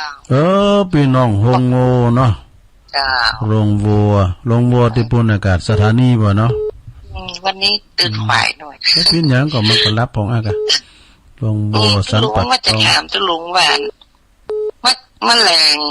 เขาฟังเตียน89อะไรเนี่ยทุ่งเรดิโอนะบ้านทุ่งเรดิโอกะหางลุงดมแล้วมันก็ลุงวานฟังไหลไปจะเหนื่อยแล้วเขาก็ถ้าฟังตามชั่วโมงเดียวนั่นน่ะบนมีชั่วโมงเดียวน่ะตั้งแต่3 โมงถึง4 โมงหลังจากนั้นก็โซ่เนอะรายการอื่นบนข่าวไปกดตัดทั้งไปหางานอื่นนี่กะเพราะวางเข้าในบนถวายฟรีเดี๋ยวมันได้สักบาทอะแต่ว่าคุณบานมาเนี่ยมันก็ขายปุ๋ยขายยาบนใดกันสปอนเซอร์แล้วก็สปอนเซอร์บุญเลยแล้วก็ฟังแดนดินแดนดินมีแล้วน้ำแรงมีบ่มีแดนดินก็บ่มีเจ้ามันจะมีเจ้าอีกอ่ะมีไม่เจ้าอีกเนาะลงโวอยู่บ้านฮงโวนะคะฮงโวที่สถานีไอ้รุจิตนะรุจิตสมบัติเนาะจ้ามันใกล้ๆเนี่ยใกล้สถานีเนี่ยแล้วก็ไหลเสาหามันก็บ่หันเนาะมีตึกหันน่ะตึกอาจารย์หันน่ะมันเป็นยังก็เขาแปลงฮะจะไปไหนไปที่ไหนแต่เหนื่อยแล้วก็ท่าฟังนะเปิ้นก็มันก็สลัมปากไปโดยแบบว่าอันมึงฟังอยู่ที่เก่าเน้อแยกะแต่ว่าเฉพาะการหางานดุงดมได้ดอกลาคืนดุงดมแล้วมันแรงบึ้นมามีเนาะมีวันเสาร์อาทิตย์มีเตอขอตุ้นอื่นไปพออ่ะขอบคุณแม่เน้อสา อีแม่เพิ่นอยู่โฮงโงของไอ้ลุจิสมบัติพุ่นนะเจริญปอนอันสายเดียวนะฮัลโหลติดแล้วครับอ๋อยกมือสินิ้วไว้สาเนอท่านชัยวัฒน์นาคเสโนเนาะบนนั้นอยู่ไหนน่ะมันก็เกิดลบหลายเจ้าลมตันดอกจำภูมิมาได้ครับเป็นปากเล่านี่ไปทำอย่างเฮ้ยไอ้ลือโลงเขาวันนี้เพลงถูกใจดีอ่ะทุกปีนั่นนี่น้ำตาโพอ่ะน้ำตาเมโลอ่ะมีเพลงในก้าวแต่เปิดเพลงน้ำตาตูเจ้าคนนี้นะหรือก็หรือแกหรือว่าเขาว่าว่าโพว่าโพนี่เนาะก็อ้ากะลือยองเขาเป็นไก่กันดูโคน่ะตั้มเคยตั้มเคยอ่ะเนาะโถอ่ะโอ้ฟังวันทุกปีเนอะโอ้ดีกะฟังแต่วันนั้นมาวันพุธมาดีอ่ะฟังเป็นโทตัวฟังคนอู่ทุกปีตัวอย่างกันฟังข่าวสารบนก่อนไลฟ์ด้วยทุกปีนี่เขากำตัวเปิ้นก้าขอกำเรามากันขอกำเปิ้นเขาเป็นหนังวิ่งเป็นโตวิ่งดูอาจารย์พระครูโกอันเปิ้นโกคุณฟังเปิ้นงอไหมกะมันงอมบังเงาเดียวขาฟังทุกปีอ่ะมันพูดกับท่านพระครูฟังทุกปีละดีแหละมันพูดท่านพระครูออกแล้วขอบคุณเนอขอบคุณนะครับไอ้ลื่อโลงเฮาเนอขอบคุณเนอในตัวแทนพี่น้องบันทินะนะคะเอาต่อไปตุลุงจะโทนสายบอกกันเนอแม่น้อยกาดนัดน้องเบี้ยวนอแล้วก็ดอกตะล่อมแม่แดงรัตนาแม่กัญญานะมอนปิ่นฝางแม่สีตุนผึ่งสารปีแม่สุกแก้วศรีลาพรแม่ปราณีมอแม่เมาขีเล็กแม่สีทอนน้องบัวชัยปราการแม่จันสมหลังการแม่สาวเดินทางปลอดภัยน้องเบี้ยวรอบ2แล้วก็หลวงพ่อมณิษฐาวโรสำนักสงฆ์หอมบุญแม่เพนขาวเตี้ยมันดับไปกรรมแม่อวนกิติลังกาแม่น้อยรอบ2เปิ้นบอกเลิงเบอร์แม่ฟองปงดอนแจ่ห่มแม่พันป่าแดดดอนใจแม่พินนะสมัติแม่พินแล้วก็แม่บัวคำตาจ้างน้องหลองเนิ่มปอบุญมีเมืองกลางแม่สมผัดแม่ย่อยสันทรายยายพรร่องโวแดงสันกำแพงเจียงใหม่แม่โบคลี่ขวงเป่าหมู่11แม่อินทนินนะแม่ศูนย์น้อยจากฝางบ้านโฮงโง่แม่อยู่บ้านโฮงโง่โดยแล้วก็ไอ้ลื่อโลงมาเป็นอู่ลาวเฮาก็บ่ลืมเลยว่าเสียงพระยิ้มเหมือนเนี่ยอย่างเมื่อเก่านังขย่าหน่อยเนาะเป็นว่าไอ้ลือโลงเฮาเสียงจะเดียเอานำรายการจากราชท่าไปก่อนเด้อกระเด็นรถประจันมาตุลุงจะไปปะเหี่ยวอยู่บ้านจะไปอันออกกรรมอยู่เนาะอยู่ดีมีสุขเหมือนกันกูก่อกูโกนเนอปะกันใหม่ปุ้นวันพฤหัสหน้าบนเนอขอบคุณทางเจ้าของสถานีโดยนะแล้วก็ทุกท่านโดยอยู่ดีมีสุขอายุมันความยืนมีจงมีใจเหมือนกันจุโกจุทานเนอจัตตารโอธรรมาวัฏันติอายุวันโนสุขังปะลัง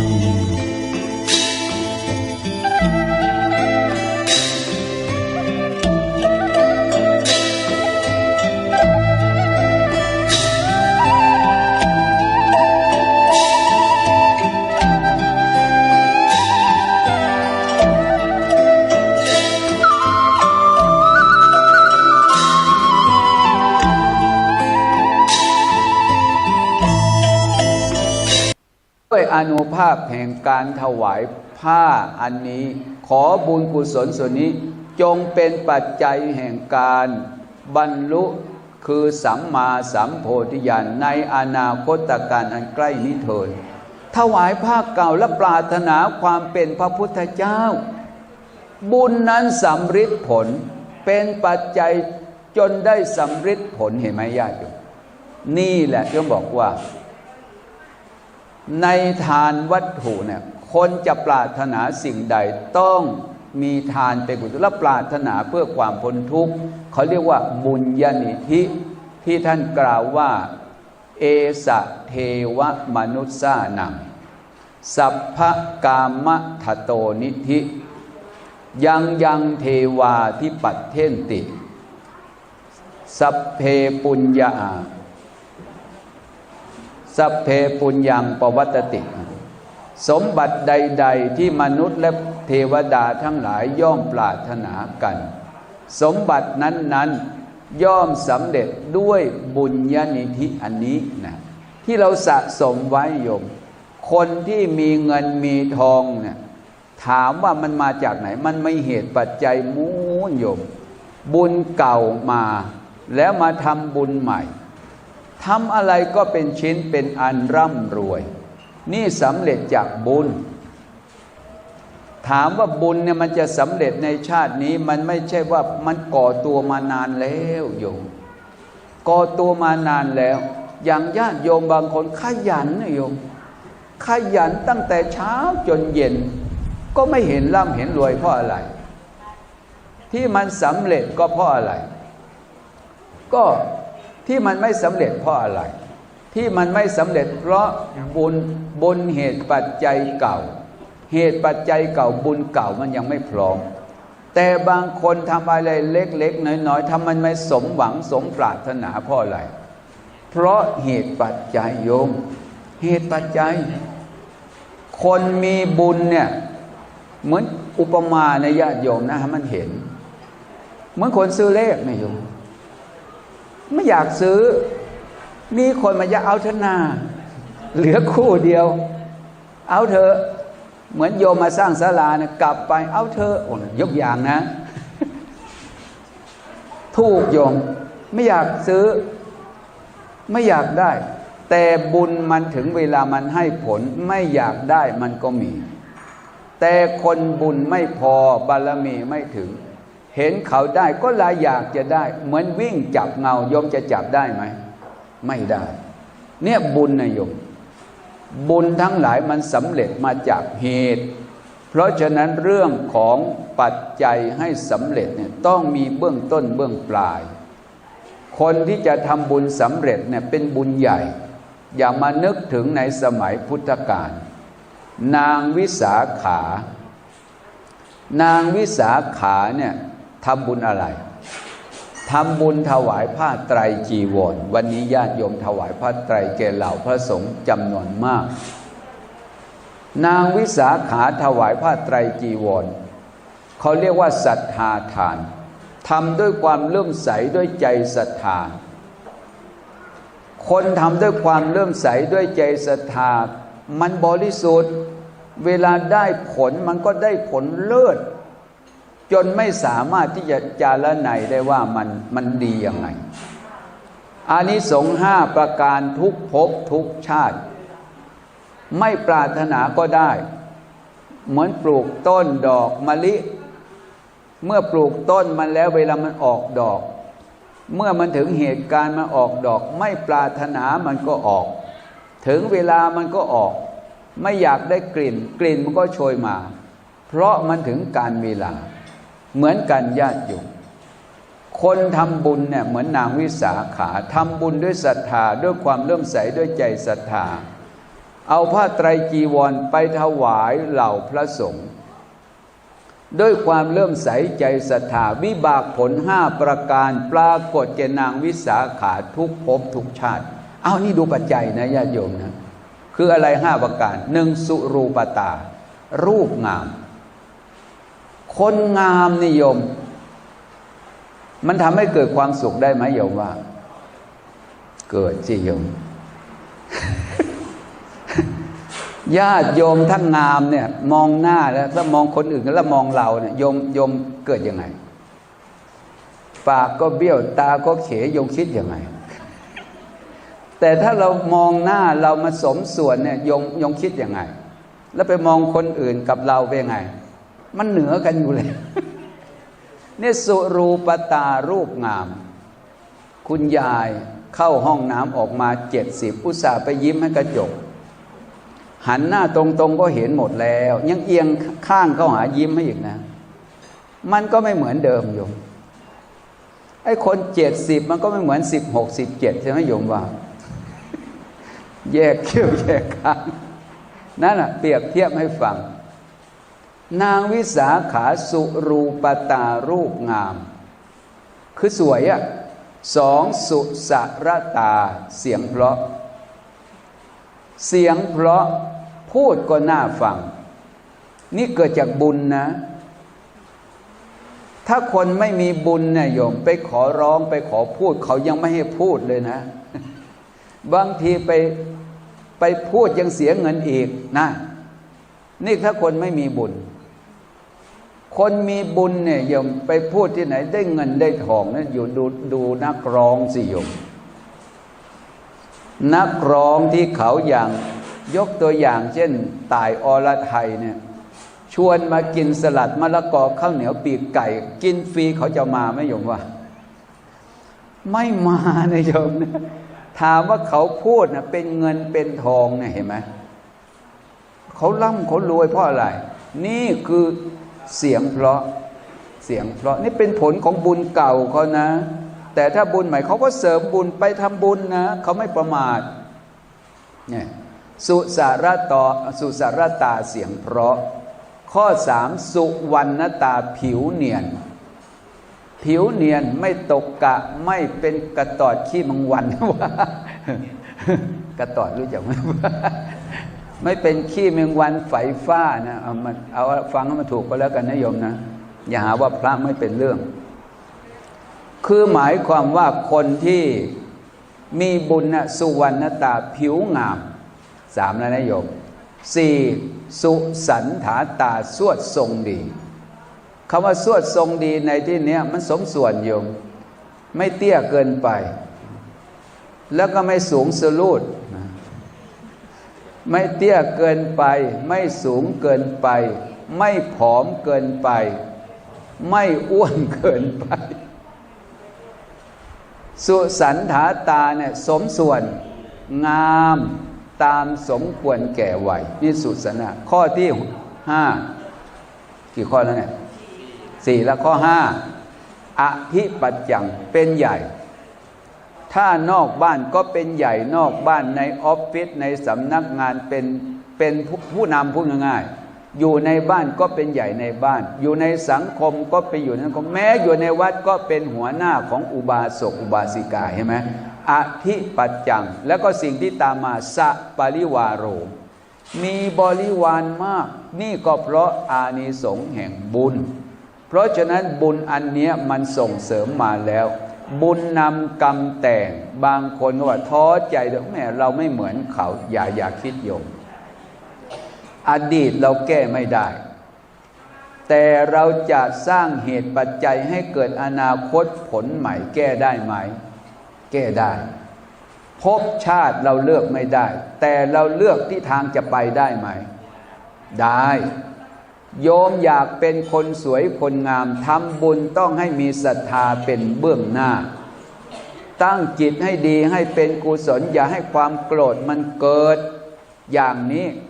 เขาเรียกว่าตั้งใจดีเป็นเบื้องหน้า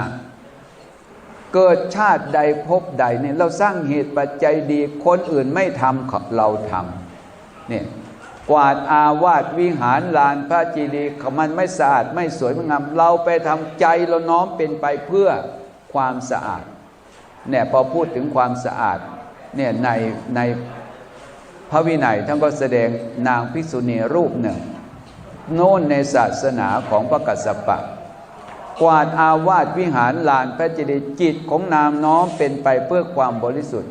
เกิดมาชาติสุดท้ายอยู่เมืองสาวัตถีงามโยมนี่เขาเรียกว่าเกิดจากแรงบุญคนงามใครๆก็อยากเป็นพวกเข้าใกล้มีศักดิ์ศรีไปที่ไหนเขาเมื่อเขามองคนนั้นเราก็พอได้ดังกับเขาด้วยทำนองนั้นเป็นบริวารและยศนี่เหตุให้เกิดบุญปัจจัยในญาติโยมปัจจัยอานิสงส์แห่งความงามของนางวิสาขาว่า5ประการมีทุกภพทุกชาติเพราะอานุภาพแห่งบุญเวลาใส่บาตรเนี่ยคนอื่นใส่เนี่ยถ้าเต็มแล้วไม่รับถ้านางวิสาขาจะพูดว่าไงอันนี้ก็อร่อยเจ้าคะว่างั้นอันนี้ก็อร่อยเจ้าคะพระรับนี่อานุภาพแห่งการทำบุญเพราะฉะนั้นการทำบุญนี้แหละเหตุให้ปัจจัยให้เกิดบุญประการที่2ญาติโยมมองเห็นความสำคัญว่าชีวิตของเราเนี่ยมันเนื่องด้วยจิตกายเนี่ยมันเนื่องด้วยจิต ทำยังไงใจของเราจะเกิดความสบายไม่ใช่ไปเที่ยวดูหนังฟังเพลงร้องรำทำเพลงอันนั้นไปแล้วมันก็เหนื่อยกายแล้วกลับมามันก็เป็นทุกข์แต่ทำยังไงจะทำให้ใจของเราบริสุทธิ์นี่อย่างญาติโยมเห็นความสำคัญมาสร้างวัดสร้างธรรมสภาศาลาปฏิบัติธรรมคนจิตใจไม่สบายพอมานั่งอยู่ในศาลาแล้วหนึ่งได้ฟังธรรมสองได้นั่งไหว้พระสวดมนต์จิตใจก็เกิดความสบายเมื่อจิตใจเกิดความสบายใจเราก็เข้าถึงความสุขใจเราสบายใจเราก็เข้าถึงความสุขในความสบายความสุขมันเกิดที่ใจสำเร็จที่ใจมันได้เหตุปัจจัยเพราะมานั่งในศาลานี้นี่เราสร้างเพื่อใครเนี่ยไม่ได้สร้างให้ใครสร้างเพื่อตัวเราเองทำไปแล้วใจมันเกาะอยู่กับสิ่งดีๆอย่างมานั่งในศาลาเนี่ยโอ้คนทั้งหลายมานั่งถือศีลฟังธรรมปฏิบัติธรรมเพราะเราเป็นเหตุระลึกนึกถึงขึ้นมาทีไรมันปลื้มอกปลื้มใจนี่เหตุปัจจั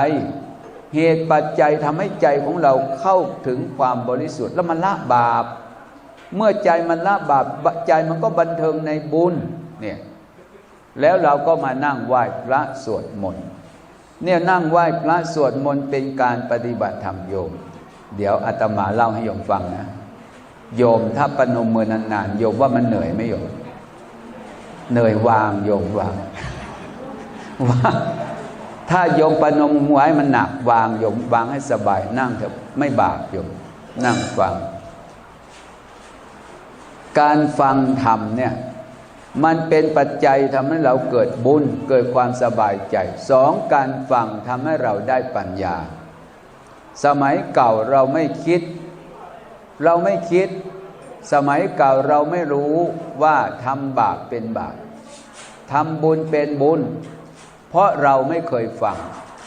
เปรียบเทียบเหมือนบุคคลไม่มีกระจกเงาเมื่อไม่มีกระจกเงาเราจะรู้อย่างไงว่าหน้าตาของเราขี้เหร่หรือหน้าตาเราสวยเรารู้ไม่ได้เพราะไม่มีภาพสะท้อนคือกระจกเงาสมัยเก่าที่เรายังไม่เคยฟังธรรมเราไม่รู้ทำบาปเป็นบาปทำบุญเป็นบุญใช่ไหมเอายกตัวอย่างญาติโยมอยู่บ้านนอกคอกตื้อเนี่ยโยมไปได้กบมาจับกบจับที่เอวใช่ไหมโยมกบมันก็ดิ้นตายเดี๋ยวก็มันก็ประนมมือขึ้นขอเถิดเจ้าข้าของมันขอแด่ของมันเหยียดทั้งแขนเหยียดทั้งขาลบโยมรู้ไหมไม้หน้าสามนาบเลยรู้ไหมว่ามันเป็นบาปไม่รู้เพราะอะไรจึงไม่รู้เพราะเราจะทำไมจะเอาไปปิ้งไปต้มไปแกงเห็นไหมมันมีตามีหูมีปากมีจมูกแต่เราก็ทำนั่นเพราะเราไม่รู้ว่าเป็นบาปได้ปลาดุกก็ดีปลาช่อนก็ดีได้ไม้แหลมๆทั้งศอกเสียบตั้งแต่ปากทะลุหางเคยไหมโยมอาตมานี่ไม่เคยทำเรื่องเหล่านี้ครั้งเดียว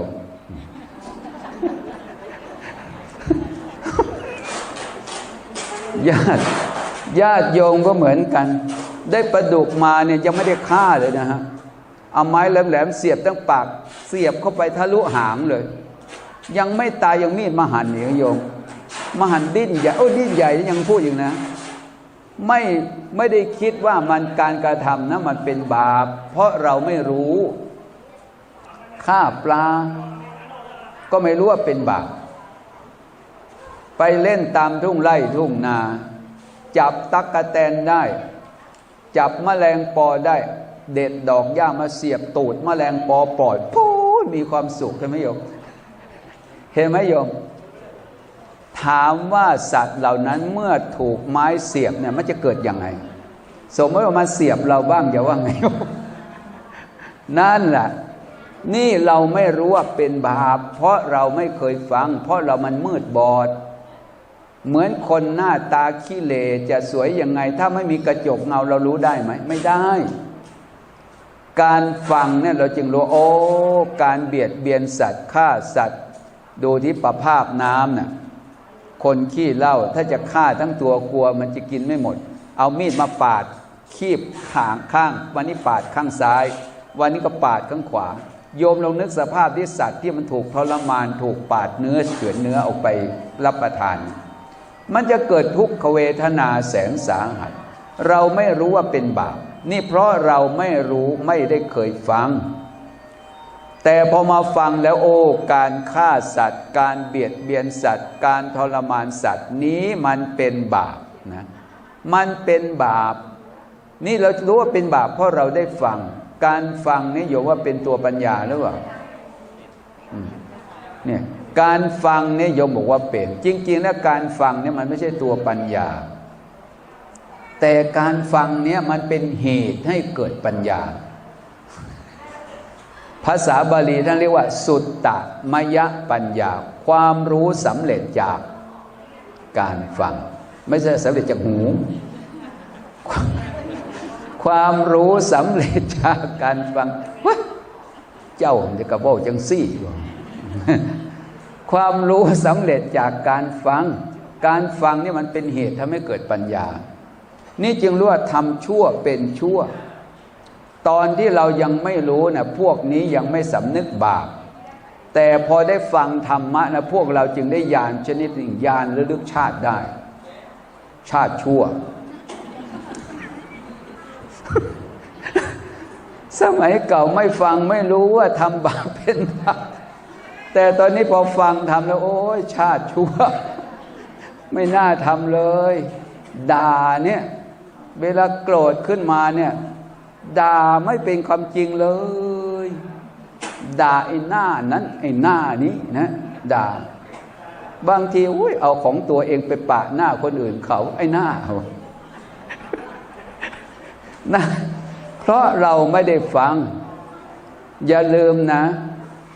จิตวาจากับจิตมันเป็นเช่นเดียวกันหทยะสะทิสาวาจาคำพูดเป็นไปเช่นเดียวกับจิตถ้าจิตเสียเสร็จแล้วพูดมันก็เสียจะไม่ยอมเวลาเดินเขาเอาเท้าเดินแต่เวลาโกรธขึ้นมาส่วนไหนมันหนาทนเท้าโยมส้นเราก็ยกส้นไปปะที่ไหนเขาโยมว่าถูกนะแล้วเกิดชาติหน้าคนที่หน้าเหมือนส้นคือใคร เพราะฉะนั้นเวลาโกรธอย่าพูดคำหยาบนะโยมนะโยมมาทำบุญไม่เคยด่าไม่เคยครั้งเดียวเนี่ย ต้องอัปเดตหน่อยเวลาด่าเดี๋ยวมันพัฒนาแล้วถ้าเกิดพ่อบ้านมันทำอะไรก็ไม่ถูกใจเราก็นึกถึงตอนที่รักกันใหม่ๆจะพูดแต่ละคำต้องกันคำพูดเหมือนดอกมะลิจะพูดแต่ละคำหูยหวานต้องนึกพูดให้มันสวยมันงามว่ายังไงจ้าพอเทพพระบูตร ระวังให้ดีนะไม้หน้าสามมันจะลอยมา เวลาแม่บ้านโกรธหงุดหงิดนึกถึงตอนรักกันใหม่ๆว่าไงจ้าแม่เทพพระธิดา รับได้ไหม เนี่ยมันก็พูดไม่ได้อีกเพราะจิตมันไม่ปกติพูดไม่ได้แต่คนปกติเขาไม่พูดมีหรือหน้าคนเป็นหน้าสัตว์หน้าเหี้ยหน้ามันหน้าแมวหน้าวัวหน้าควายไอ้คนปกติเขาไม่พูดใช่ไหมไอ้คนที่จิตปกติไอ้หน้าส้นอย่างเนี้ยอย่าไปลงตีนนะอยากโยม บางทีนะมันด่าโยมผู้หญิงด่าเจ็บนะอาตมามันนึกโหนมันด่ากันอย่างนี้ นั่นแหละแต่บัดนี้ถ้าจิตคนใจบุญอย่างพวกเราพี่ค้าคุณป้าคุณน้าคุณลุงเรียกตามสถานะถูกต้องตามการตามอายุตามวัยนี่